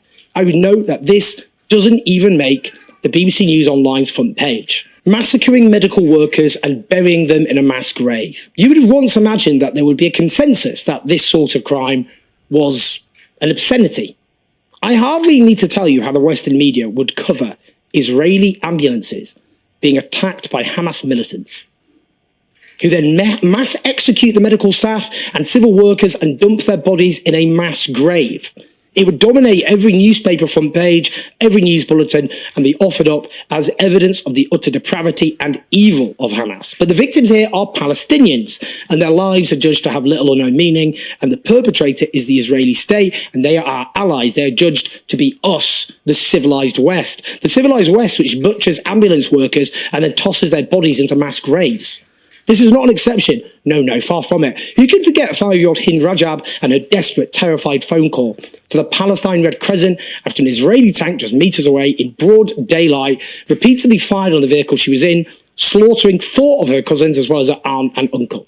2 paramedics were sent in an ambulance to rescue her. Its movements coordinated with the Israeli so-called defense forces. The IDF then blew the ambulance up.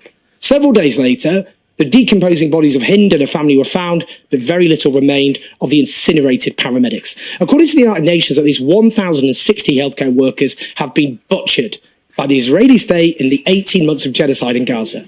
They have been shot. They've been burned alive. They've been shredded by bombs and shells. They've been tortured and indeed raped to death, as was the reported fate of Dr. Adnan Al-Bursh, the former head of orthopedics at Al-Shifa Hospital. According to the United Nations inquiry into what's happened to the healthcare system of Gaza, as they found last October, Israel has perpetrated a concerted policy to destroy Gaza's healthcare system as part of a broader assault on Gaza, committing war crimes and the crime against humanity of extermination, with relentless and deliberate attacks on medical personnel and facilities. Who can forget too the slaughter of the World Food Kitchen aid workers last April, a rare example of an atrocity which got massive media attention because the victims, other than the Palestinian driver, were all Westerners. When you look at all the evidence there, you would find it frankly impossible to imagine how the Israeli army could have killed them any other way than deliberately. The consequences then, of course, were that multiple aid agencies suspended their operations in Gaza, which I'm sure the Israeli authorities were devastated about, bearing in mind they have sought to deliberately starve the Palestinian people. After this latest massacre, of course, medical agencies will judge it to be more dangerous to take part in rescue missions. This will mean more of the Palestinians who were injured by the Israeli military will die, thus helping, of course, Israel's genocide. Right now, the genocidal onslaught in Gaza has been heightened to new levels, as we will discuss further, including Israel demanding all Palestinians flee Rafah in the south. But as I must emphasise, and I will keep on emphasising, normalising this level of depravity will come at a huge cost. It will come at a huge cost in so many ways. It will come at a huge cost because once this depravity is normalised, in this case, then it will be normalised in all cases. It will just lead to a cycle of barbarism. And the level of hatred being whipped up against the West, because this is a Western crime. Israel, for all intents and purposes, is part of the West. And the West is the civilization, if you like, which bankrolls and arms Israel as it commits these atrocities, makes all these atrocities possible. We will all suffer the consequences because the level of hatred being whipped up by this depravity is frankly going to spiral beyond any of our current imaginations. This is grotesque and sickening, and we will talk more about how Israel's genocide has been heightened in the coming days. Please like and subscribe, leave your thoughts and your comments. Help us as we expand our attempt to take on a pro-genocide media at patreon.com/OMJose4. Do share the video, get the message out. I'll speak to you in a bit.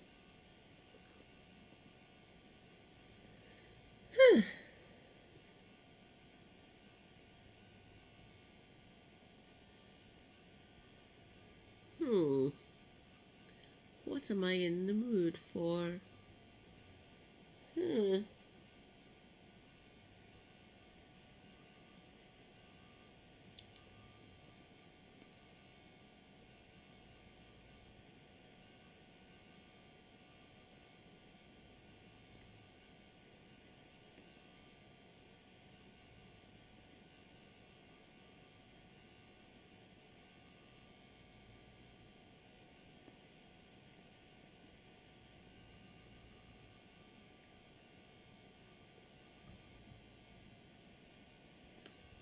Oh.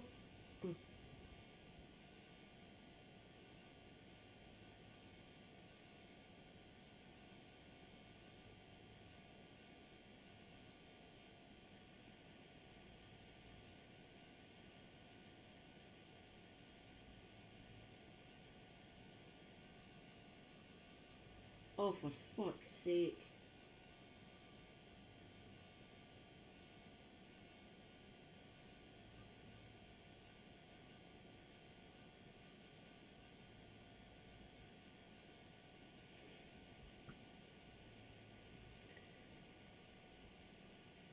Ah.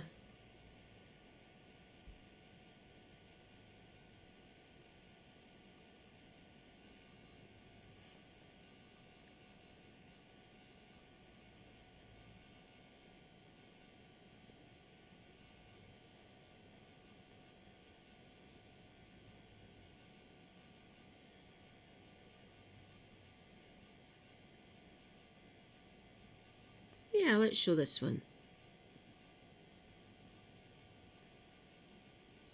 Ever since the inauguration of the No Spine Clementine on January 20th. I just found these guys today. I just found this channel today, and I'm so happy I found this.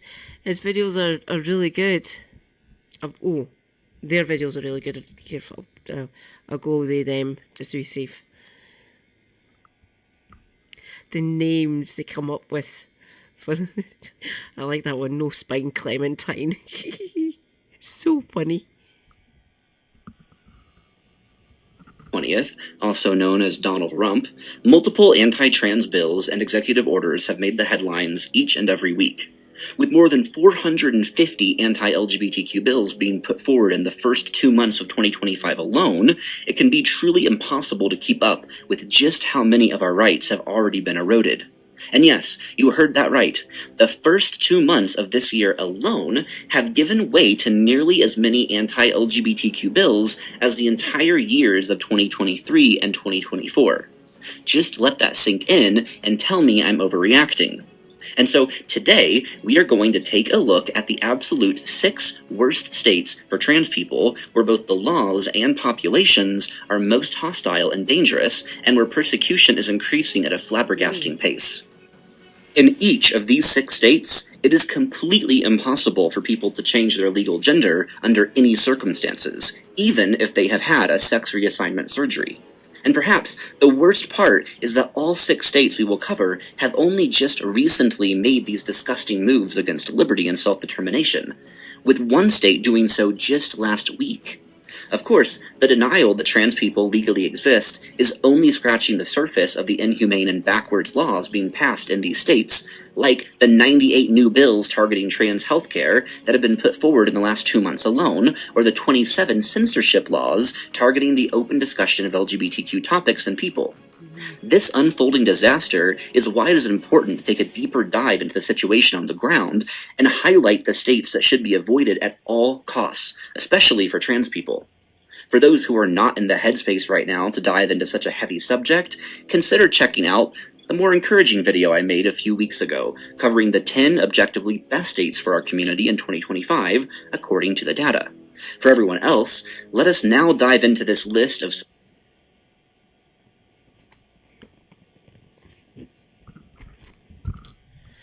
Damn, I'm feeling a bit peckish. I'll go to make some toast. I will be back momentarily, comrades.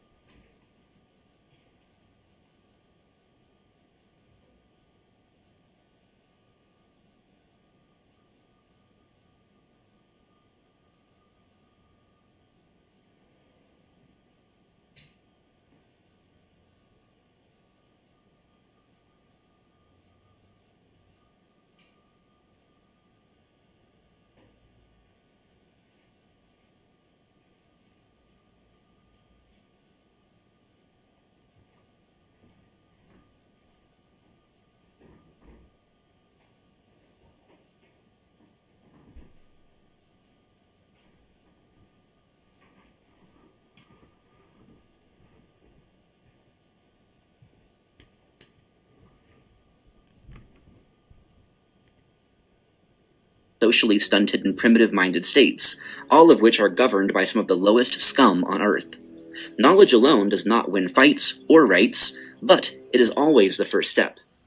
We begin our unfortunate journey today in the center of the country with the state of Kansas, a state that never ceases to pioneer new ways to oppress its residents and strip away their basic liberties. It's not surprising then that Kansas is also home to the extremist Westboro Baptist Church, an evangelical far-right church that has made a name for itself owing to its radical attacks on queer people for over a decade. Sadly, such primitive views are not only held by the vile Christian zealots of Westboro Baptist, but also held by the vast majority of political leaders in the state. And yes, they are praying. The separation of church and state does not exist in Kansas. See, in 2023, the Republican-controlled Kansas state legislature put forward 14 different anti-LGBTQ bills. In 2024, that number jumped to 16. And so far, in the first 2 months of 2025 alone, there have already been 5 new such bills. Now, I will note that the governor of Kansas, who is shockingly a Democrat, has tried to veto many of these unconstitutional bills, but her veto has routinely been overturned by the Republican supermajority in the state legislature. Ever since 2023, it has been completely impossible for trans people to change their legal gender in the state under any circumstances whatsoever. And, as one would also expect of such a state, Kansas denies all legal recognition of its non-binary citizens, and gender-neutral gender markers are no longer available on any official documentation. Would I find her on YouTube, Scribby? Because I'd love to hear. If I can find a video of her giving a talk, it would be awesome.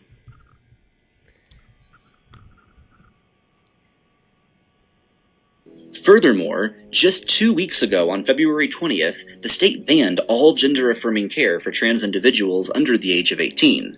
And we have seen from other states that when this happens, the suicide rates for trans youth skyrockets. Kansas, and all the other states with such laws, have blood on their hands. And for any brainwashed conservatives who somehow found this video, let me just make it crystal clear once again that in the US, gender-affirming care for children does not include surgeries or any other form of invasive interventions. You have been lied to, and your rage about so-called mutilation is manufactured and out of touch with reality. Your far-right masters have gotten you angry about something that is not even happening. Do your own research. Speaking of which, there is simply not enough time to cover every single anti-trans law in Kansas, so for those who want to dive deeper into all the individual pieces of legislation, I will leave a link to ACLU's incredible bill tracking website in the description below. The situation is clear. Trans people are not welcome in Kansas, are completely banned from changing their legal gender, face immense obstacles in accessing gender-affirming care, and are increasingly unsafe in this truly revolting state. Kansas is statistically one of the 6 worst states for trans people in the entire country as of March 2025. And so, if you or anyone you know is trans, I urge you to take this information seriously and as a vital warning while there is still time left to make plans. Moving south now, we eventually arrive in the next dishonorable state on today's list, Texas. It has gained a reputation worldwide for its extreme right-wing politics, its disdain for human rights, and its shameless embrace of policies that target its most disenfranchised residents. In 2023, Republican lawmakers in Texas introduced a whopping 55 anti-LGBTQ bills instead of addressing real issues that make people's lives better. But it gets worse. With Texas, it always gets worse. In the first 2 months of 2025 alone, there have already been 59 different anti-LGBTQ pieces of legislation put forward, more than in 2023 and 2024, despite the year having just begun. Texas always manages to somehow be even more nauseating than one at first can imagine. In August of last year, Texas decided that requiring trans people to undergo a sex reassignment surgery before changing their legal gender was not backwards enough, and so the state decided to completely ban all trans people from being able to legally change their gender under any and all circumstances, even if a surgery had taken place. And if this was not already disgusting and terrifying enough, Texas also has started making records of every trans person in the state who ever requested to have their gender changed so that they can be more closely monitored by various government agencies. This invasion of privacy is not just creepy, but could be the groundwork for something far more sinister. Non-binary people have also been predictably erased under Texan law, with no legal recognition, no ability to access gender-neutral markers on documentation, and no protection from discrimination. For a year and a half now, trans youth in the state have also been banned from accessing any forms of gender-affirming care, and a new bill in Texas is now seeking to ban gender-affirming care for adults as well, and force those who have already transitioned to detransition. See, this needs to be a wake-up call for the 94,000 openly trans Texan adults to please get out while you still can, or prepare to fight for your life. And to think that all of this does not even cover the multitude of other anti-trans laws in the state, ranging from access to bathrooms, sports, protections from discrimination, censorship, and beyond. So, if you or someone you know is stuck in Texas, please use the links in the description to see a full breakdown of how trans people have effectively been stripped of all their rights and now are being tracked in a statewide register. Moving northeast now, we find a state that once upon a time was actually considered to be a regional leader in queer rights and social policy more broadly, but in recent years has become one of the most disappointing states in the entire Union. Of course, we are talking about the dumpster fire known as Iowa. A state that just last week stripped trans people of their civil rights and anti-discrimination protections, something so low that few saw it coming. It is increasingly clear that we have not been overreacting, we have been underreacting. There are truly no lows of depravity that MAGA Republicans won't happily stoop to. In 2023, this Midwestern state of only 3.2 million managed to introduce 29 separate pieces of anti-LGBTQ legislation.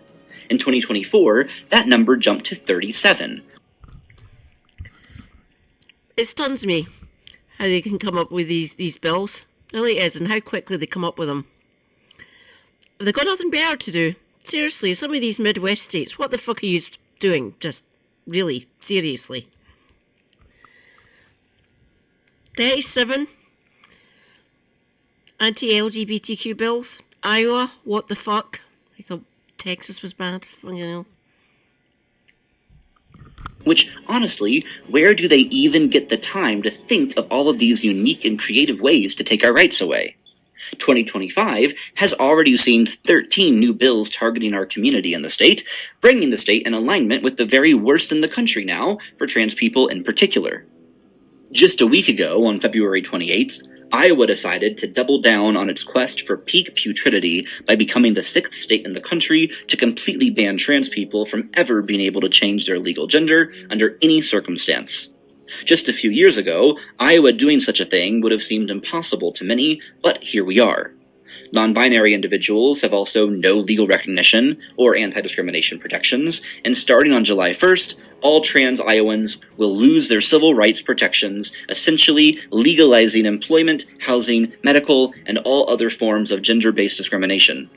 This reverses 18 years of legal protections and shows that none of our rights in this country are safe.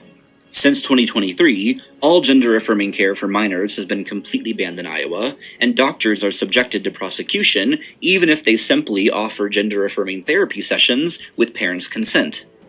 As with every state on this list, I encourage everyone with connections to Iowa to use the links in the description for further reading into additional attacks on our community, as there have been nearly 100 in the past 5 years alone in Iowa, ranging from school censorship laws, bathroom bans, sports bans, denial of healthcare services, and beyond.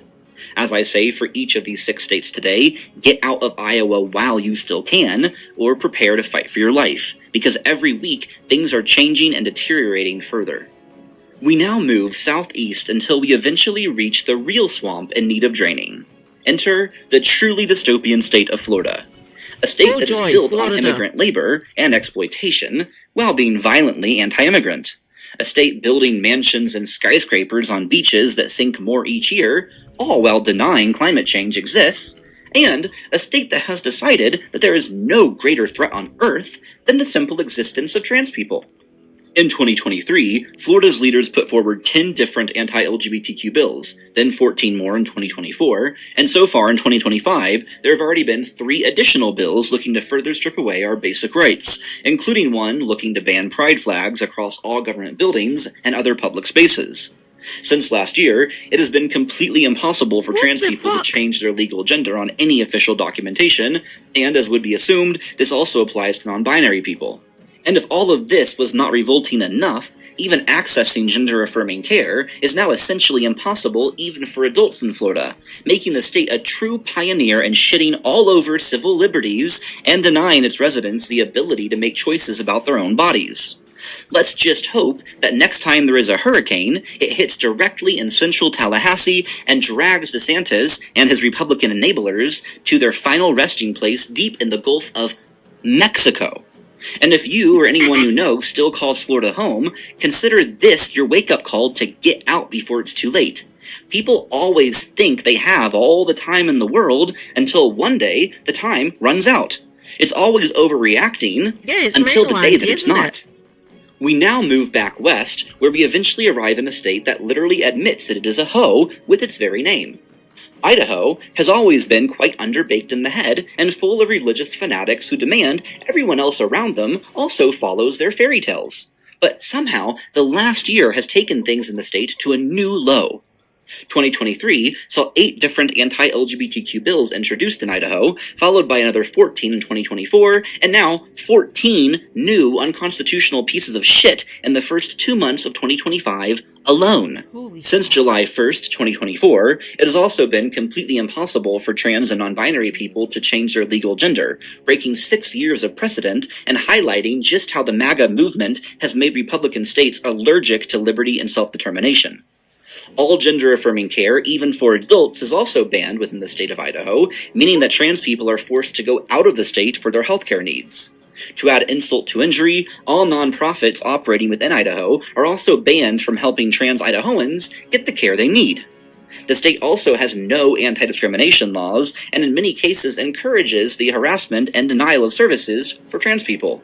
Many will also be familiar with the fact that earlier this year, Idaho became the first state in the country to launch a formal challenge to marriage equality and is seeking to have the Supreme Court overturn its 2015 ruling. Other states like North Dakota, South Dakota, and Montana. Fantastic. They want to overturn Obergefell. What the fuck, Idaho? My medicines don't get. There's so many people I want to come over and visit. Holy fuck. I am so sorry, guys. My comrades, I love you desperately. I really do. But I am not coming over to this fucking hellhole. I really am sorry. You guys are amazing. I love yous. Don't get me wrong.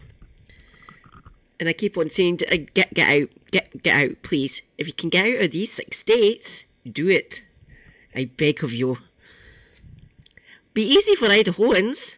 The 2 next states to the coast, they're decent. They're good places. Washington looks gorgeous. Plus, you've got the awesome Raptor Blue there, obviously. Where can I suggest Texans go?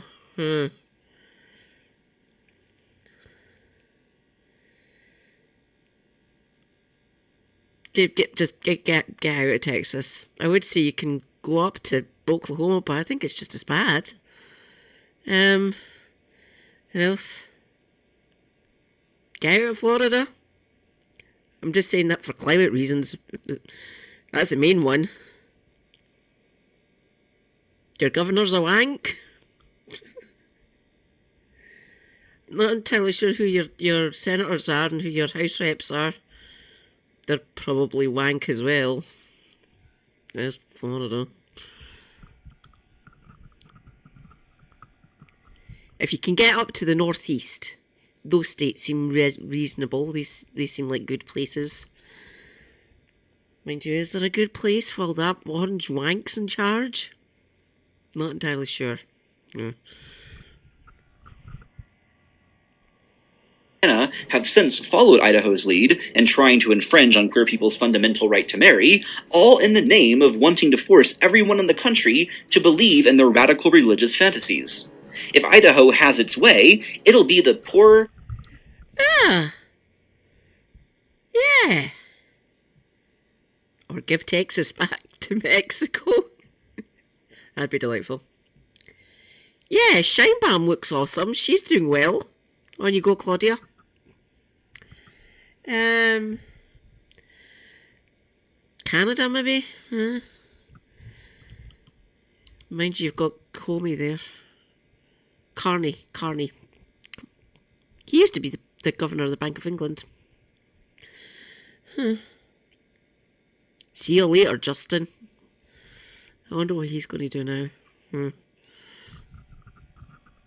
Get out of Texas if you can. Yeah, Mexico, go south of the border. That'll be... Obviously, it'll be easier for the ones that live down near the border. shittier Christian version of Saudi Arabia. So, to anyone whom this may concern, make escaping your top priority in life, while it is still even a remotely possible option. Yes, moving is extremely hard for so many reasons. Money, family, pets, friends, and so on. But trust me, nothing else in life should take greater precedent than your survival. But now, before we finish with the last state on this horrifying list, I want to ask you personally to become a citizen of the Queer Kingdom. Your help fighting for our future and building a strong, informed community is vital in our quest of making the world a safer place for our people. You can officially join the Kingdom here on YouTube for $1 a month, which will help me eventually make this channel my full-time focus as soon as possible. The more time I can spend on content creation, the better I can serve the community. You will also get access to some cute custom queer emojis and epic crown icons next to your comments on this channel that change and evolve the longer you are a member. Additionally, monthly live streams are also public, but they are eventually moved to members-only feeds afterwards. Controversial videos covering heavy subjects that are not quite YouTube-friendly are also privately posted for citizens of the Kingdom so that we can all stay informed. And finally, joining the Queer Kingdom here on YouTube gives you the ability to chat with me and fellow members through access to our Queer Kingdom members Discord. I look forward to meeting you and working with you to create a safe and prosperous world for our people, one step at a time.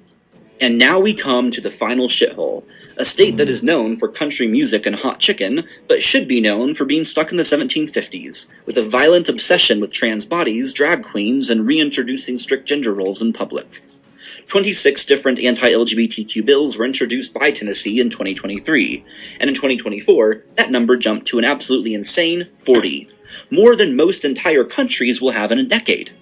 2025 has already seen 17 such bills put forward in the state, attacking LGBTQ people in every area of life imaginable, from housing to employment to education to free speech. Since July 1st, 2023, trans people in Tennessee have been fully banned from changing their legal gender, regardless of the circumstances, and this obviously applies to non-binary people as well.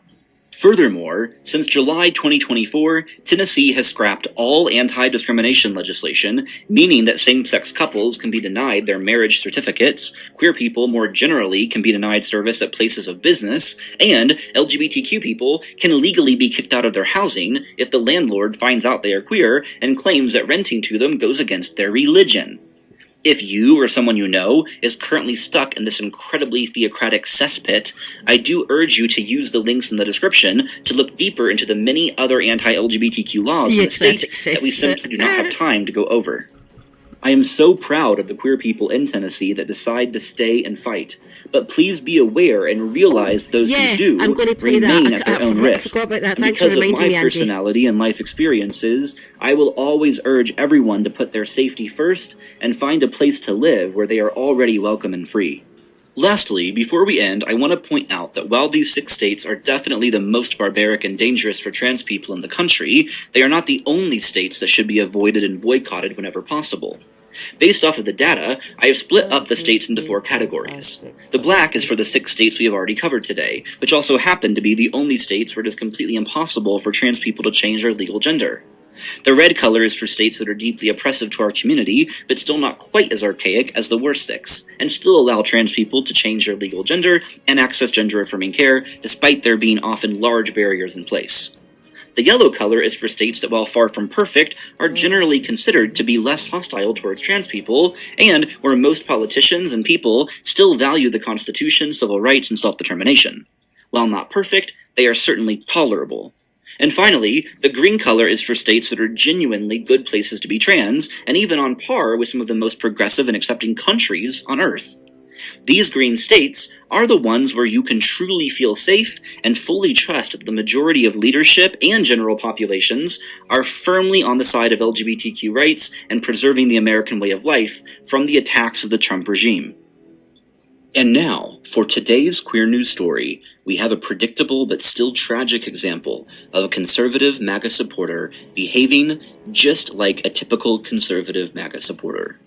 Stephen Regini from Portage Lake, Maine, assaulted the 18-year-old mother of his newborn child, killed a police dog named Preacher, and then held his newborn baby hostage during a shootout with police. Now, Stephen frequently posted anti-trans lies on X and would claim that all LGBTQ people were a danger to children. Then he went and used his own baby as a human shield, hoping that doing so would make the police less likely to administer justice for his domestic abuse and murder of Preacher the police dog. He claimed the police were coming for him due to his anti-LGBTQ and anti-abortion stances, ignoring the extreme crimes he had recently committed. Crazy, but predictable that someone who claims to be pro-life is happy to use their own newborn baby as a shield in a shootout. Sounds a lot like Trump, right? Crying about being held accountable for their actions and claiming the administering of justice is politically motivated. Once again, we see another conservative MAGA supporter projecting their own abusive nature against women and children onto our community, when it is actually they who are the only real threat to safety and to our world's most vulnerable people.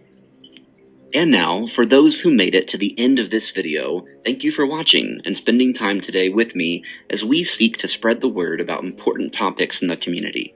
For those interested, you are more than welcome to stay around and join our increasingly powerful kingdom here on YouTube as we fight together for our future. Until next time, QK out.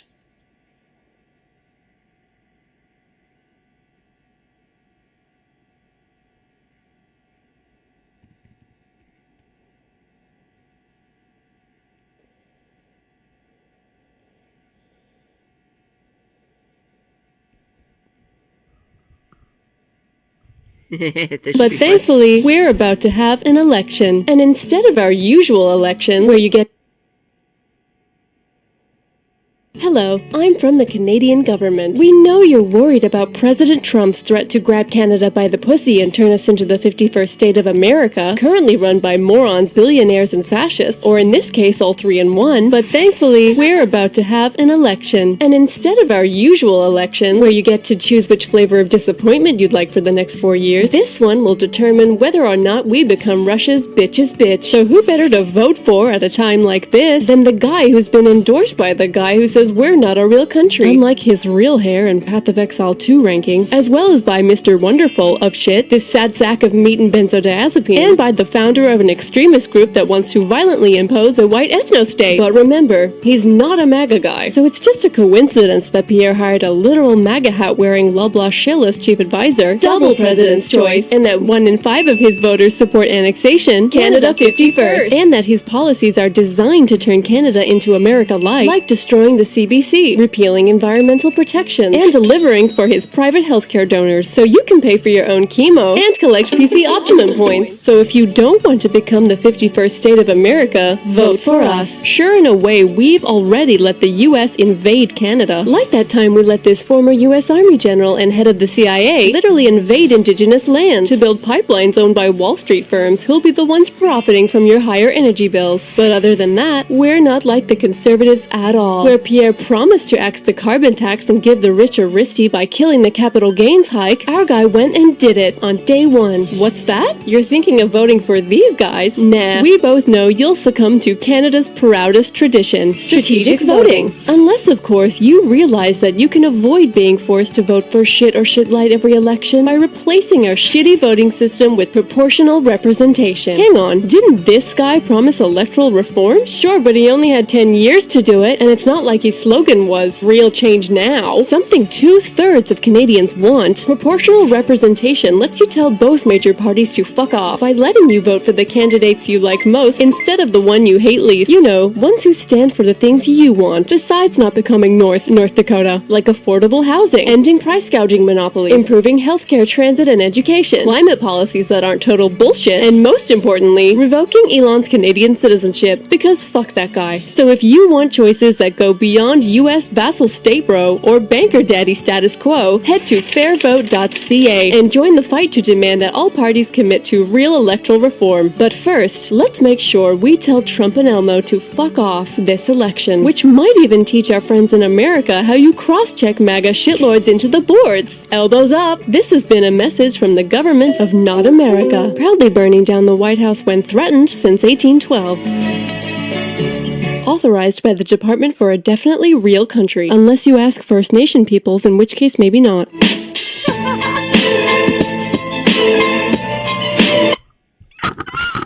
Oh, that was fucking genius!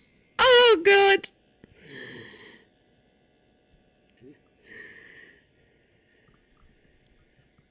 Can they do that? Hang on. Technically, he was born in Pretoria. Joburg? Fuck, where was the bastard born? I want to say, I'm sure it's Pretoria. Give me a minute, I will find out. Where were you born, you absolute wank?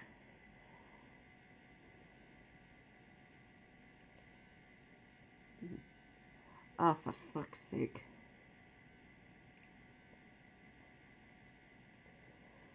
Do-do-do-do-do. Okay, no. Oh, I was right. Yeah. He was born in Pretoria. So, they can revoke his citizenship if they want. How many...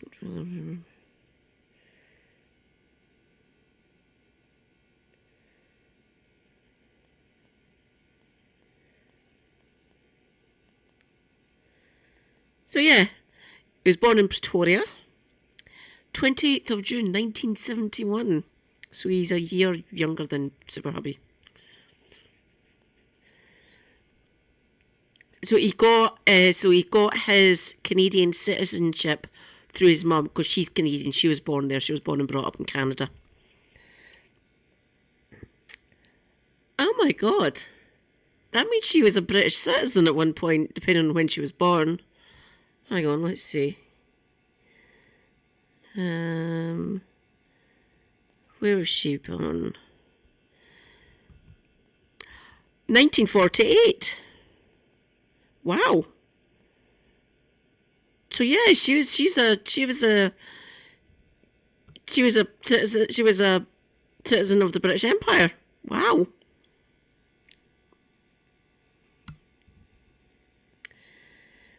Elon, Kimball, and Tosca. Where do they get these fucking names from? Canadian model and dietitian. 19th of April, so near her birthday. 19th of April, 1948 she was born. So yeah, there we go. He was born in Pretoria. So they can strip him of his Canadian citizenship if they like, if there's a way around it. And you'd purely be a South African individual. Technically born when apartheid was still happening.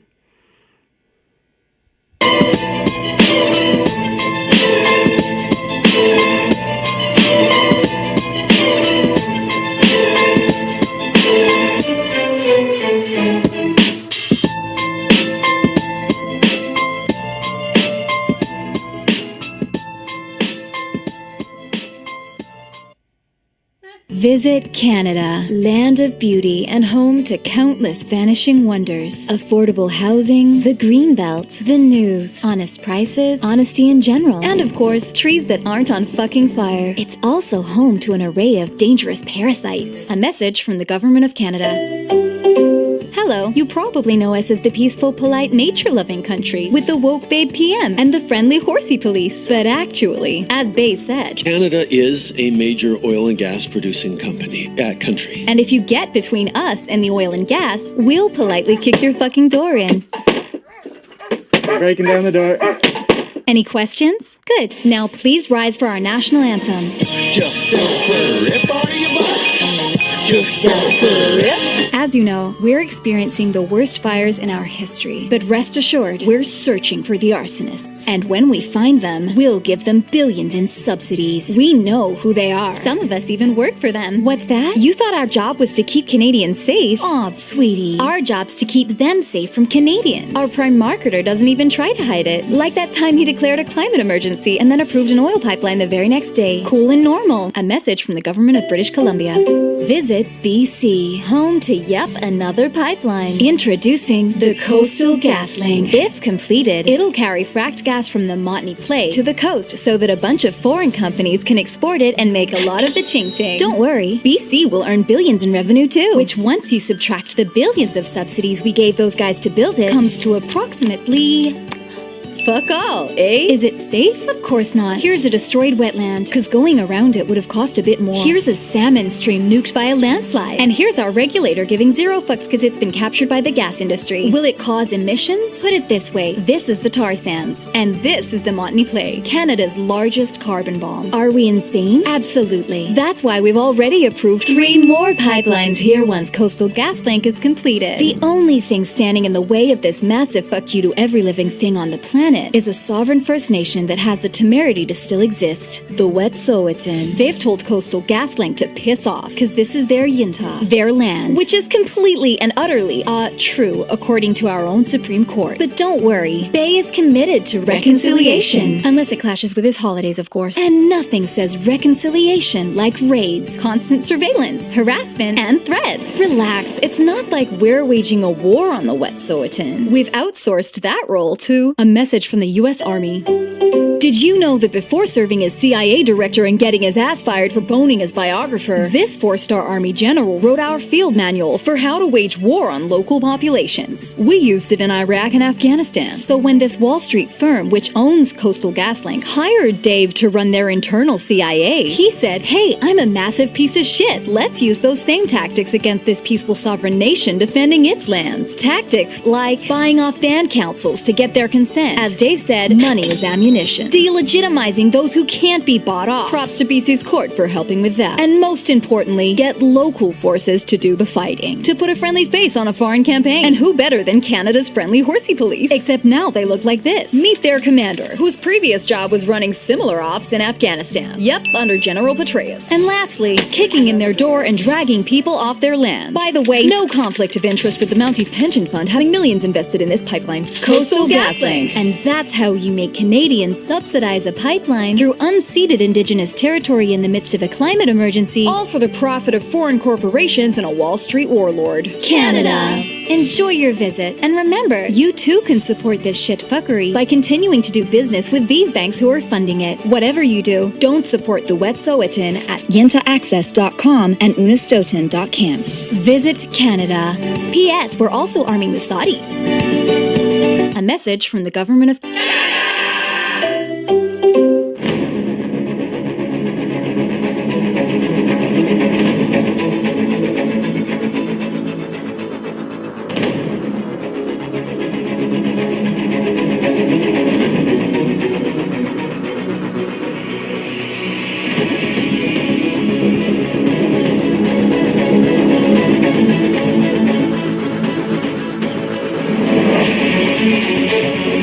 Thank you.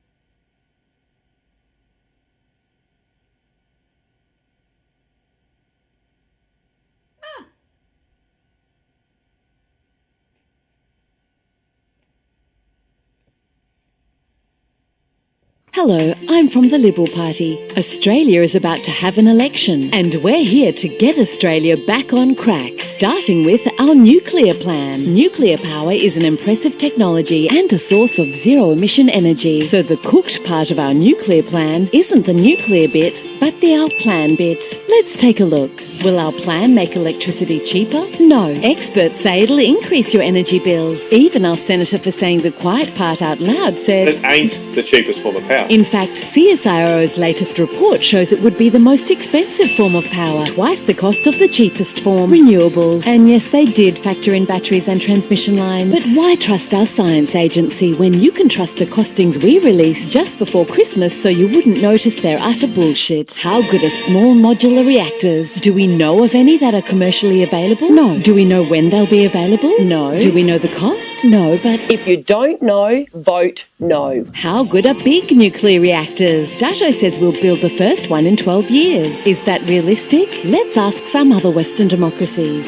Hello, I'm from the government of France, where our latest nuclear power station took 20 years to build from announcement to completion at 4 times the cost. And I'm from the British government, where our nuclear plant is taking 23 years to build at triple the cost. And here at the US government, our latest nuclear plant took 18 years. And our hearts go out to the people of Georgia, who'll pay billions more on their energy bills due to its cost blowouts. Sure, all these countries have decades of experience with nuclear, but you can trust us, the party. That one for here in the UK is a bone of contention for some of us. I can see the utility of using nuclear. I do. I can understand it. I thank my dad for explaining how they actually work. He was a nuclear engineer, by the way. No longer with us. He is dead. And he explained why the funding and the planning for these nuclear power plants is butt backwards. He said I could have told them that. They're doing it wrong. Renewables are easier now. And when we signed this deal 20 years ago with the Chinese to do Hinkley, by the way, they'll be the one reaping the rewards for this. We might get something back from it, but not much. The way that deal was signed was just stupid. That was Blair. Delightful. How many more ways is he going to fuck up our country and he's not even in power anymore? Fuck. That couldn't build car parks, in collaboration with the party that can't build a railway, to build a nuclear power station from scratch cheaper and faster than them. The UAE did it. Hello, I'm from the United Arab Emirates, where we built a nuclear power station in just 15 years, end to end. All you need to be is an authoritarian state that employs slave labour. Gina would love slave labour. Sadly, Australia's a democracy with laws to protect our workers and environment. It also has nuclear bans at both federal and state levels. Do we have a plan to repeal them? No. Where will we store the waste?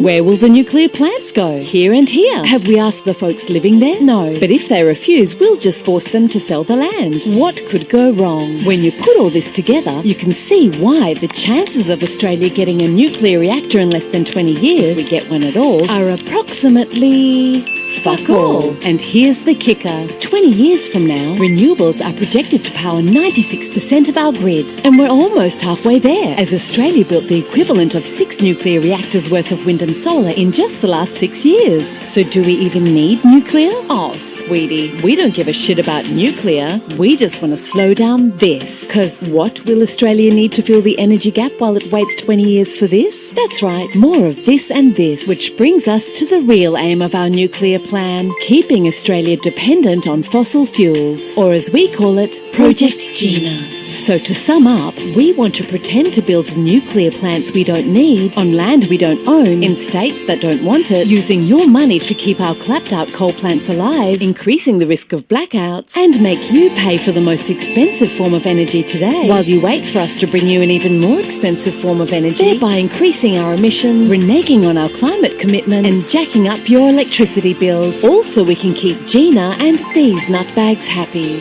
Vote Liberal and get Australia back on crack.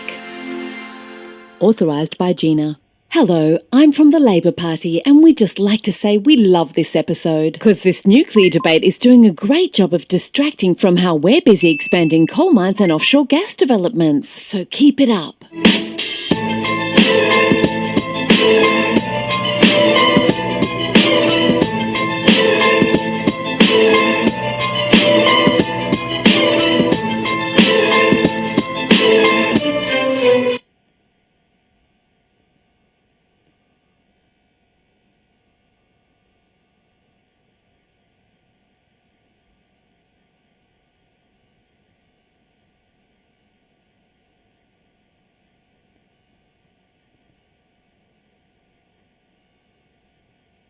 The Australian government wishes to formally congratulate President Trump on his election win. We're sorry we called you nuts, village idiot, traitor to the West, and said you scared the shit out of us just the other day. But we promise to make it up to you by letting you dump nuclear waste and build more spy bases here. Whatever you do, please keep Kevin. We don't want him back here either. Or Kev Treaty. But our main message today is for Australia. We're about to have our own election, and we want to assure you that here at the Labour Party, we've learned the key lesson from the US election, which is that if you side with corporate profits and billionaires instead of workers, renters and folks struggling to put food on the table, those folks will elect the guy who says he'll help them even though he also sides with corporate profits and billionaires. So if we want to stop this malignant tuber from winning our election and implementing Project Gina, we must show we stand with you in this cost of corporate greed crisis. We could start today by breaking up this price gouging monopoly, by making childcare free, and by wiping out all student debt, not just 20% if you re-elect us. And to show renters we have your back, we could announce a once-in-a-generation investment in public housing, and it would still cost less than Dutto's nuclear plan, which will take 2 decades to not lower your bills. And we could pay for all that by making these guys pay their fair share of tax, by ending our billions in subsidies to them, and by scrapping this bullshit sub-deal with a country whose outgoing leader can't remember our name, and the new one scares the shit out of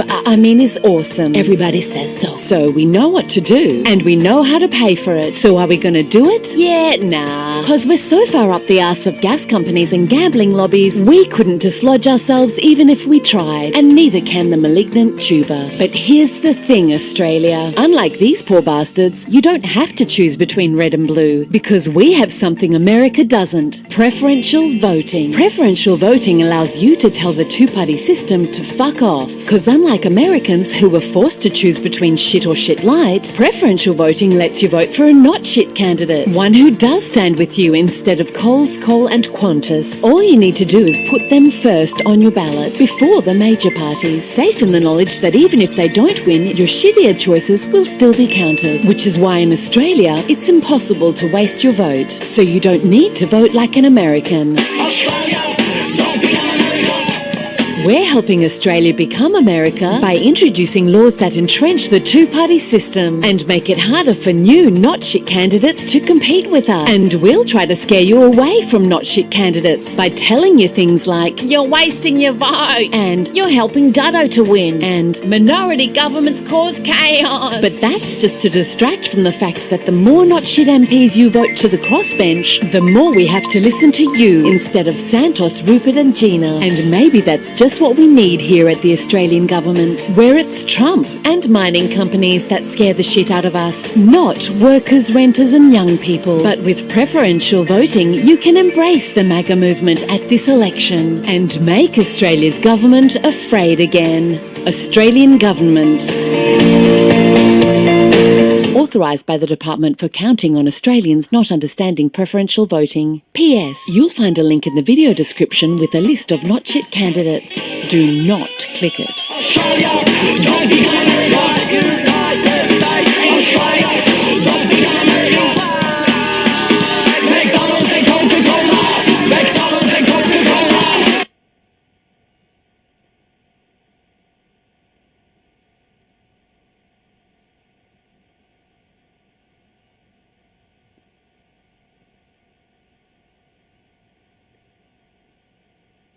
Hello, I'm from the Australian Government, here to announce the 2025 federal election. And I'm from the opposition, here to announce that this will be our last fair election. That's right, because in the final days of this parliament, we teamed up to rewrite Australia's electoral laws to make it even harder for minor parties and independents to compete with us. And we helped ram those laws through parliament without proper scrutiny. Nice work, you mole. Cheers, you cow. Two-party system. What's that? You didn't know about our dodgy electoral deal? Oh, sweetie, that's just what we were hoping. So please don't watch this honest government ad which explains how it works. You don't want to know how we've given ourselves even more of your money to help us get re-elected. A 47% increase to how much the public will pay politicians per vote. And stacks of loopholes to let us get around the donation caps we've introduced. What, so our new laws won't actually keep big money out of politics? No, silly. Big donors can just multiply their donations by our hundreds of branches and entities. Plus, we legislated a loophole to let us take unlimited money from our multi-million-dollar slush fund. But hey, at least we've taken dark money out of politics. Except we haven't, as our new disclosure threshold is conveniently just above what we charge lobbyists for a dinner with this guy. And our new spending cap? It'll cap independents at this much, since they only run in one seat, while we can spend as much of our nationwide cap as we like, wherever we like. Genius. Kudos to Dodgy Don for convincing you these laws are about stopping this sack of shit, when they're really about stopping healthy competition in our elections. And just in time, because our primary vote is plummeting, as almost a third of you voted for minor parties and independents at the last election. Could we win back those votes by being less shit? Of course, but why do that when we can just rig election rules in our favour? We're such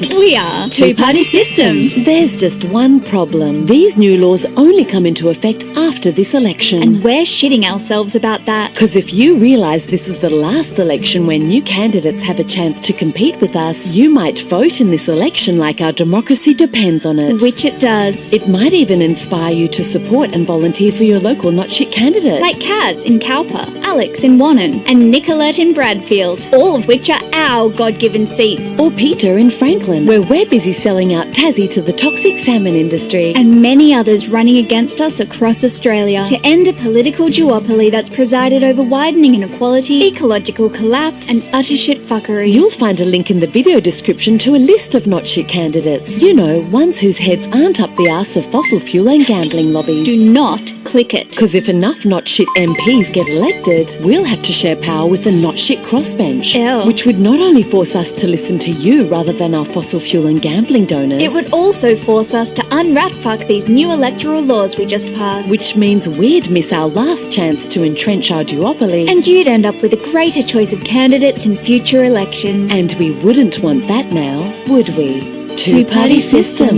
Fuck you.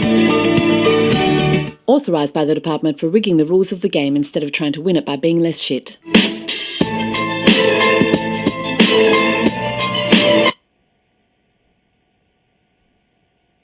Let's see. They've got a good one to show how it actually works. And it's quite fun. Where is it? It's quite far back, I think.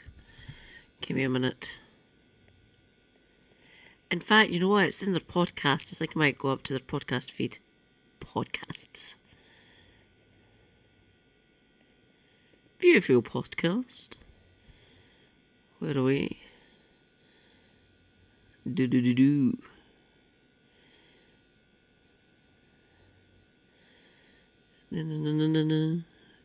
No.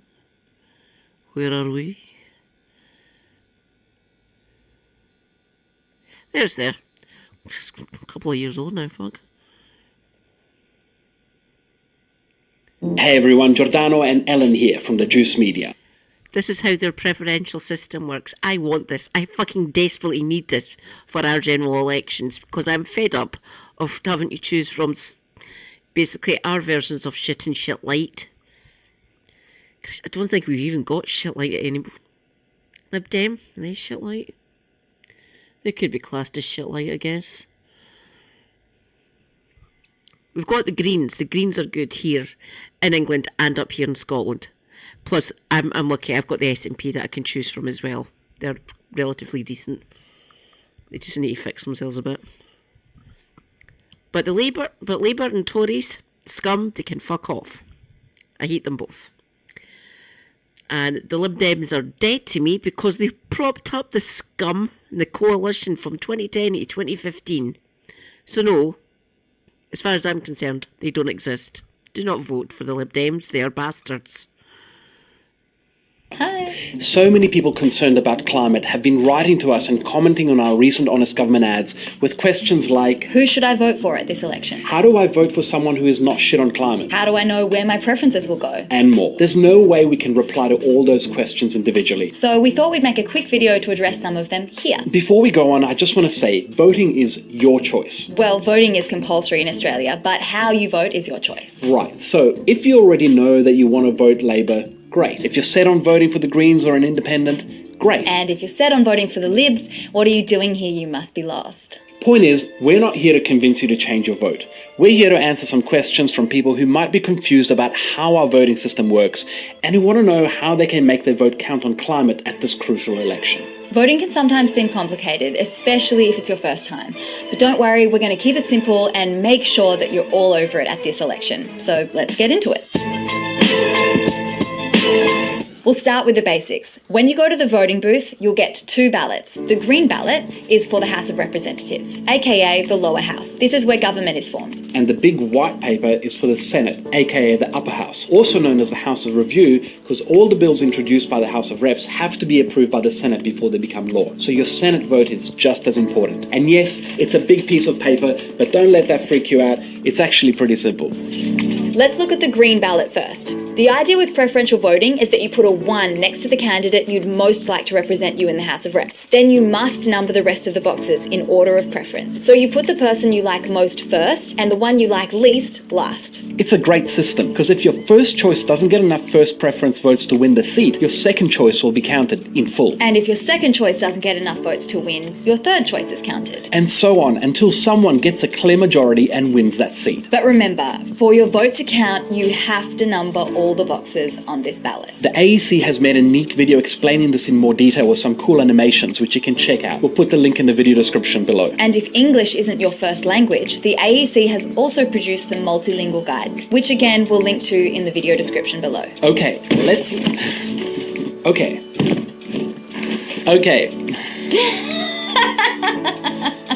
Okay, let's look at the Senate ballot paper now. Doorbell.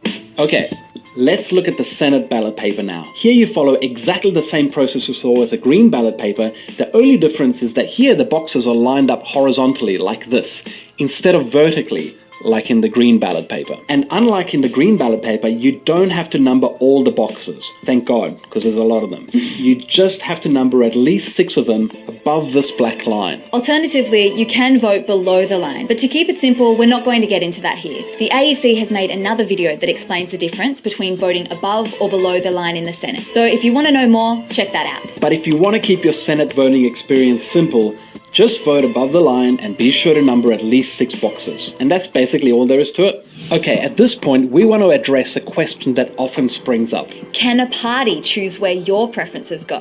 The short answer to this is no. And the long answer is not at all. Parties don't choose your preferences. You do. Only you decide where your preference goes, and you do that by following the process we just described, of choosing the order in which your preferences are counted. But what about these how to vote cards that parties are telling me to follow? How to vote cards are simply the party's suggestions on how they'd like you to vote, but you don't have to follow these suggestions. On election day, volunteers will hand you their party's how to vote cards to try and influence your vote at the last minute. That's because it's a well-known fact that many voters only choose who to vote for while standing in line to vote. But if you've done your homework, which you should do for this election, then you'll know who you're voting for already. So just say, no thanks, and walk right in. And walk right in. That being said, how to vote cards can be useful if you don't have time to research all the candidates on your ballot and you trust the party whose suggestions you're following. How to vote cards can also help you work out where a candidate's own political tendencies lie. So, for example, Dave Sharma's How to Vote card, the Liberal candidate for Wentworth, tells you to vote 1 for him, obviously, and then to put a 2 next to the United Australia Party candidate. You know, the party owned by a mining billionaire. Which should tell you that Dave's a shit candidate on climate. But whether or not you follow how to vote cards, the key thing to remember is they're just suggestions. The final choice on how your preferences flow in our electoral system is yours. Okay, Giordano. Now I understand how to vote. But who should I vote for if I want to help elect a candidate that's not shit on climate? Well, I don't like to tell people who to vote for, but when you're dealing with climate, you don't have to take my opinion or anyone else's. You can just follow the science. Climate Analytics has just put together this analysis that shows you the global warming consequences of the climate targets of the Liberal National Party, the Labour Party, the Teal Independents and the Greens, and puts them side by side. As you can see, the current government's climate target puts us on track for total climate meltdown in a 3-degree warmer world, double the safe limit of 1.5-degree warming set at the Paris summit. So that's what the science would call shit, which is why we call it the shit party. Labour's climate target puts us on track for 2 degrees of warming. That's better than 3 degrees, but still catastrophic, because we're already seeing unprecedented fires and floods, and we're only at 1.3 degrees of warming today. So the science would call that a shit-like target. And then you have the Teal Independents and the Greens, whose targets would put us on track for staying under the safe limit of 1.5 degrees warming. So that's what the science would call a not shit candidate. Okay, Ellen, we know the Greens, but who are the not shit independents? That's a good question, because not all independents are not shit. Some are very shit indeed. If you can't be bothered to research all the independents in your electorate, you can be confident that independents supported by the Voices of and Climate 200 movements are not shit on climate. So if in doubt, head over to this page of the Climate 200 website and find out if they're supporting an independent in your electorate. We'll put the link in the video description below. All the electorates where these not shit independents are running are currently held by Liberal national MPs. So if you live in one of them and can vote, congratulations. You can help kick out one of this government's shit MPs and replace them with one that will take real action on climate. Okay, so now that you know the basics of how to vote, and now that you know who the not shit climate candidates are in your electorate, let's look at how you can help to get them elected. Step 1, give your first preference to the not shit candidate of your choice. If there's more than one not shit option in your electorate, number them next, in your order of preference. Step 2, put the shit light party after your not shit choices. This way, if your not shit climate choice doesn't get elected, your vote will flow to Labour. Labour winning seats is a good thing, especially in a marginal seat, as that will be essential to kicking the shit party out of government. Step 3, put the coalition parties after your not shit and shit light choices. For those who don't know, the coalition is comprised of the Liberal Party and the Nationals. The leader of the Nationals also becomes the Deputy Prime Minister when the coalition is in power, which is why a vote for the Liberal Party is a vote for this knob as your Deputy PM. So make sure to put both shit parties last. After all, that's where they always put you. Step 4, put the most shit parties on climate very last. Like Palmer's United Australia Party and Pauline Hanson's One Nation, which is literally full of climate deniers like this total tool bag. And that's how you can make your vote truly count for climate at this election. Because every not shit candidate who wins a seat will become a not shit MP who will sit on the crossbench and vote on the future direction of our climate policy. Does all this apply to both the House of Reps and the Senate ballot papers? Yes, don't forget the Senate. It's just as important. Because if we get a not shit House of Reps and a shit Senate, we still end up with a shit government. So make sure to vote one for not shit candidates on your Senate ballot too. The Greens are an obvious choice here as they already have 9 not shit Senate seats, so this is where they can have the most impact, by helping to vote through not shit climate legislation that's introduced by the House of Reps. Am I helping the coalition if I vote one for anyone other than Labour? No. As long as you put Labour above the Liberal national parties, you can safely give your first preference to a not shit candidate. Because as we saw, if your first choice doesn't win, your vote will flow to Labour anyway. So not only are you not risking or wasting your vote, you're actually getting more value out of your single vote. And lastly, will the sky fall if we end up with a hung parliament? Okay, so a hung parliament is what happens when an election ends up with no single party winning enough seats in the House of Reps to form government on their own. This means the major parties then have to negotiate with the crossbench MPs to form government. And that's why it's so important that those crossbench MPs are the not shit ones you elected, so that they'll have a seat at the table of those negotiations. You'll hear a lot of negative things being said about hung parliaments, but that's all coming from the major parties, who of course would much rather form government on their own than have to negotiate with the crossbench. So ignore them. Hung parliaments are the norm in many European countries, and the sky hasn't fallen there. We actually made a whole Honest Government ad that explains what a hung parliament is. So if you'd like to know how it can help our next government be less shit on climate, check it out. Alright, well that's all. We hope this has been helpful in answering some common questions we've been getting. But of course, ultimately, it's up to you to decide how to vote. As we said at the start, your vote is your choice, and we respect our audience enough to make that choice for themselves. The one thing we'd like to remind people of is that we have a pretty great preferential voting system where you can make your climate vote truly count if you know how to use it. People in the US and UK wish they had our preferential system of voting, so the least we can do here in Australia is know how it works. That's why we also made an Honest Government ad about preferential voting, which we hope most of you have seen by now. We have PR up here for our list MSPs. I will explain more next year. Our Holyrood elections are next May 2026. So when that comes around, I will be explaining in the run-up to them, probably at the start of the year, so in about a year's time probably. I'll explain how it happens, what we do, where my polling station is primary school. It's a delightful little primary school. So the Holyrood elections are next May. The ones happening this May are the local elections in England. I hope Labour in the toe. So they're in May. They're basically a month away. It is going to be so much fun. I hope they both get fucking destroyed. Usually during these local elections, the sitting government usually get hammered. I'm a little bit worried. I don't want Reform to get too many fucking councillors. I want the Greens to do well. Any independents that have left. There's been screeds of people leaving the Labour Party in councils across England. It's fucking brilliant to see. Loving it. These people have been Labour Party members for decades. It said this isn't the Labour Party I joined, and they're leaving. They say they're becoming independents. A few of them have joined the Greens. Good for them. Well done. I approve. So these local elections are going to be happening next month. Woo-hoo! It's going to be fun. So I will do. I'm doing research on it just now. So I will get round to it and I'll tell you everything. I will tell you the lay of the land, what's going to happen. Hopefully it will be fun. Morton, what's your local council like? Anyone else?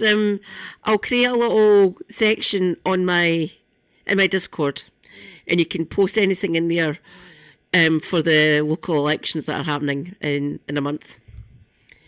Tell me what your council is, what the current makeup's like, and what you'd like to see happen. I can talk about it.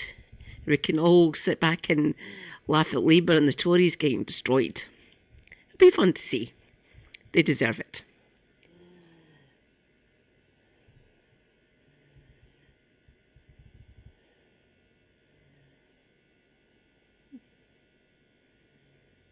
Oh, Friendly Geordies the other day. Cool.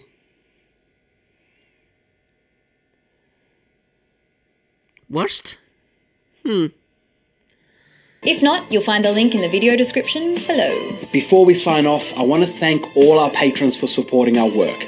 Our latest video, to which this podcast acts as a companion, marks the end of Season 2 of the Honest Government Ads. It's been an epic season, covering so many topics, and we could not have done all that without your support. So thank you. This also marks the 2-year anniversary of the Juice Media podcast, which I started as a way to discuss each of our Honest Government ads in more depth, with help from experts and awesome guests along the way. And it's been a privilege to make it for you. I also want to give a huge thanks to Ellen, who not only stars in our Honest Government ads, but has also been editing the podcast for this past year. And it's awesome to have her here today joining me for the first time on the podcast. It's good to be here, George. Well, that's all for now. Season 3 of the Honest Government ads will kick off when our new government is elected. So, if you're not already a patron and want to help us keep governments honest and people informed, please support us at patreon.com/The Juice Media. Or you can support us via one of the other options on the Juice Media's website at thejuicemedia.com/support. You've been listening to the Juice Media podcast with me, Giordano. And with me, Ellen. And on behalf of all of us here at the Juice Media, thank you, good luck, and happy not shit voting.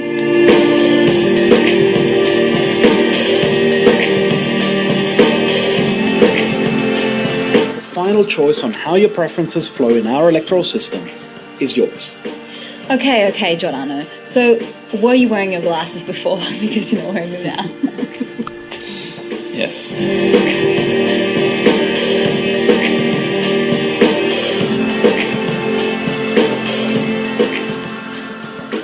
that was pretty It's good. pretty fucking awesome.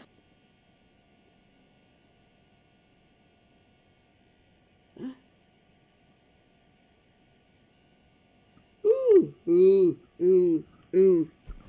Morton, I love you.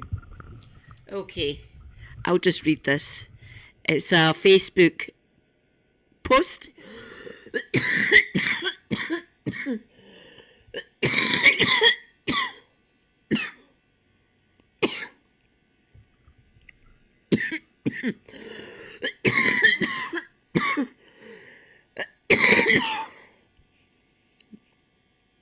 Oh, sorry about that. The blood clots that are sitting on my lungs are putting pressure on me, and I'm coughing quite badly because of them. But I'm not bringing anything up. There's nothing in my lungs to actually come up that I'm coughing. It's just the undue pressure because of the blood clots which are sitting there. It's horrible. It is hurting me quite badly. So the sooner this apixaban works and gets rid of these clots, so I stop this hacking. Ouch. It really is quite horrible. Okay. Thanks for this, Morton. Cool. Okay, Cannock Chase Green Party. I approve. You've joined now, haven't you, Morton? Well done. Welcome to the revolution. What an amazing day it's been. Hundreds of thousands of steps walked, thousands of leaflets delivered, hundreds of doors knocked. Ouch, your hands must hurt. Dozens of conversations with residents, 17 volunteers, 1 MP, and a fabulous lunch. As always, thanks, Mary. And awesome company. Thank you so much to our friends, old and new, from East Staffordshire Green Party, Telford and Wrekin Green Party, and South Staffordshire Green Party for coming over yet again to help us with our campaign. We were honoured to host our very own first Midlands Green MP, Ellie Chowns. She is awesome. Who officially launched our Staffordshire County Council election campaign. This is from 2 days ago, by the way, everyone. It was truly inspiring to hear about Ellie's experiences at Westminster. My God. I hope she's coping well. Of her own campaigning, and she also imparted some very useful media tips in the process. Always good. A massive thank you to Ellie for joining us to support Darryl and Richard's campaigns. We are so close to getting Councillor Darren Moll and campaigner Richard Jenking elected as our first Green County councillors in Staffordshire.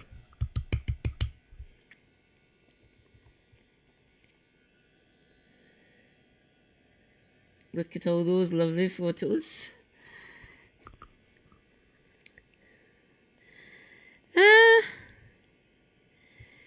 Okay, comments. Oh, I like that. I like yous. Okay, Telford and Wrekin Green Party. Teamwork makes the dream work. Well said. Neil Lawrenson. Well done, everyone. Hashtag vote green. Well said.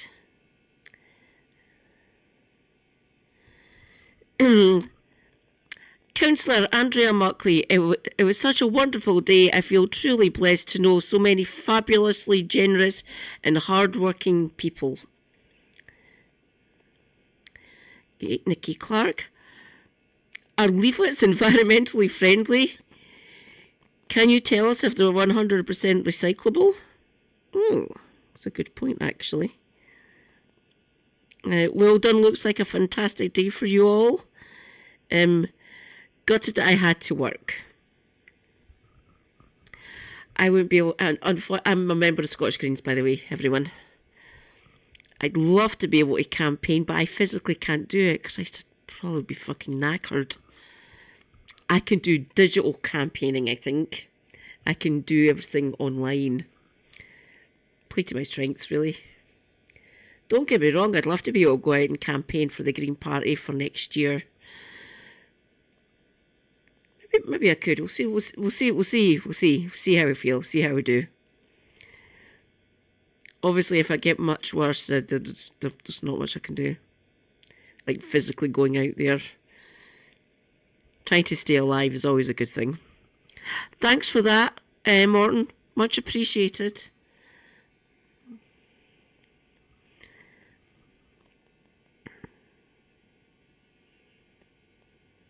Oh, for Christ's sake.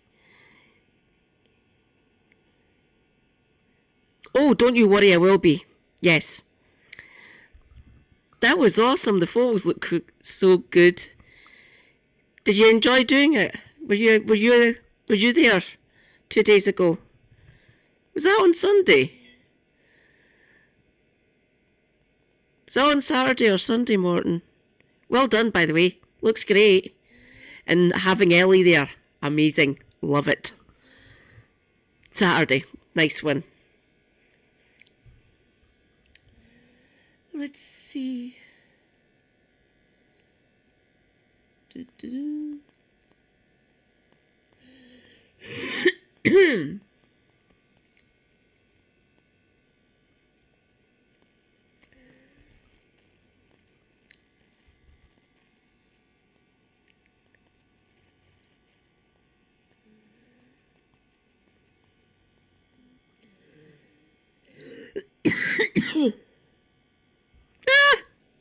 Hi.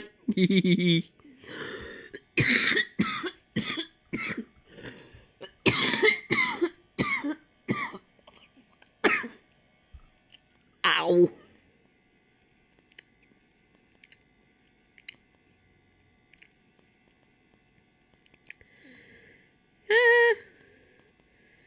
Ooh, lunch.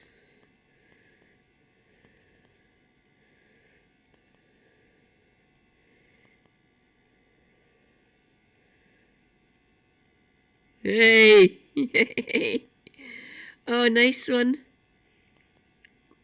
Love it. Love it. Thanks for that, Morton. Brilliant. So happy.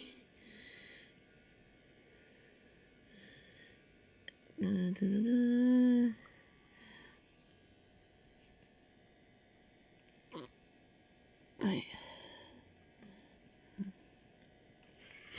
Leaders at the CDC this week told their experts to not release a report that would have stated that areas around the measles outbreak are at high risk of having further cases because of low vaccination rates. This is according to ProPublica. They got a written statement talking about this issue, and it's rather concerning. A CDC spokesperson literally said to ProPublica that they do not release this report because it does not say anything that the public doesn't already know.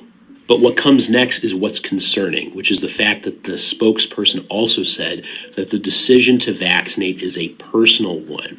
And that is a statement that has been echoed time and time again recently that is not strongly encouraging people to get a measles-containing vaccine like the MMR vaccine, which is the most effective tool to help prevent people from getting measles. Regardless of whether it's obvious or not, it's important for our public health agencies to be able to communicate. Rejoice, I am rich.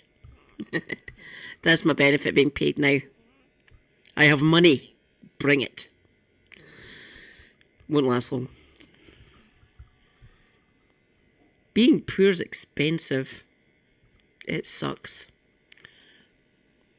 With the general public regarding what is going on with ongoing infectious disease outbreaks and what we can do about it in order to stop these issues from happening. Good public health, by the way, means that you don't really hear about it because we are doing well. When you're hearing about it a lot, that means we are having a lot of issues. There is no crime that Israel can commit in full view of the world. And on that from Dr. Rubin, I think I might actually end. I'm starting to feel a little bit tired, well, a little, not sleepy or anything, just kind of weary.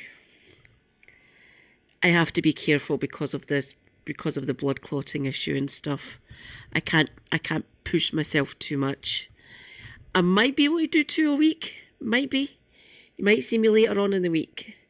Tomorrow, obviously, we've got homozygote. Got Dr. Marcus. And Kev and hopefully Christy. That'll be fun. You off to bed as well, Morton. Nice one. You're welcome, Scribby. Always a pleasure. So I will be doing research tomorrow while Super Hubby's out doing all this like a good little slave. So while he's out buying all that stuff for me, I will do research about the upcoming local elections, which will be fun.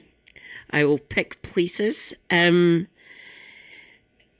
free to just post in general what council you have, what council area you're in, and I can do some research. I can look them up, see what could possibly happen in your areas.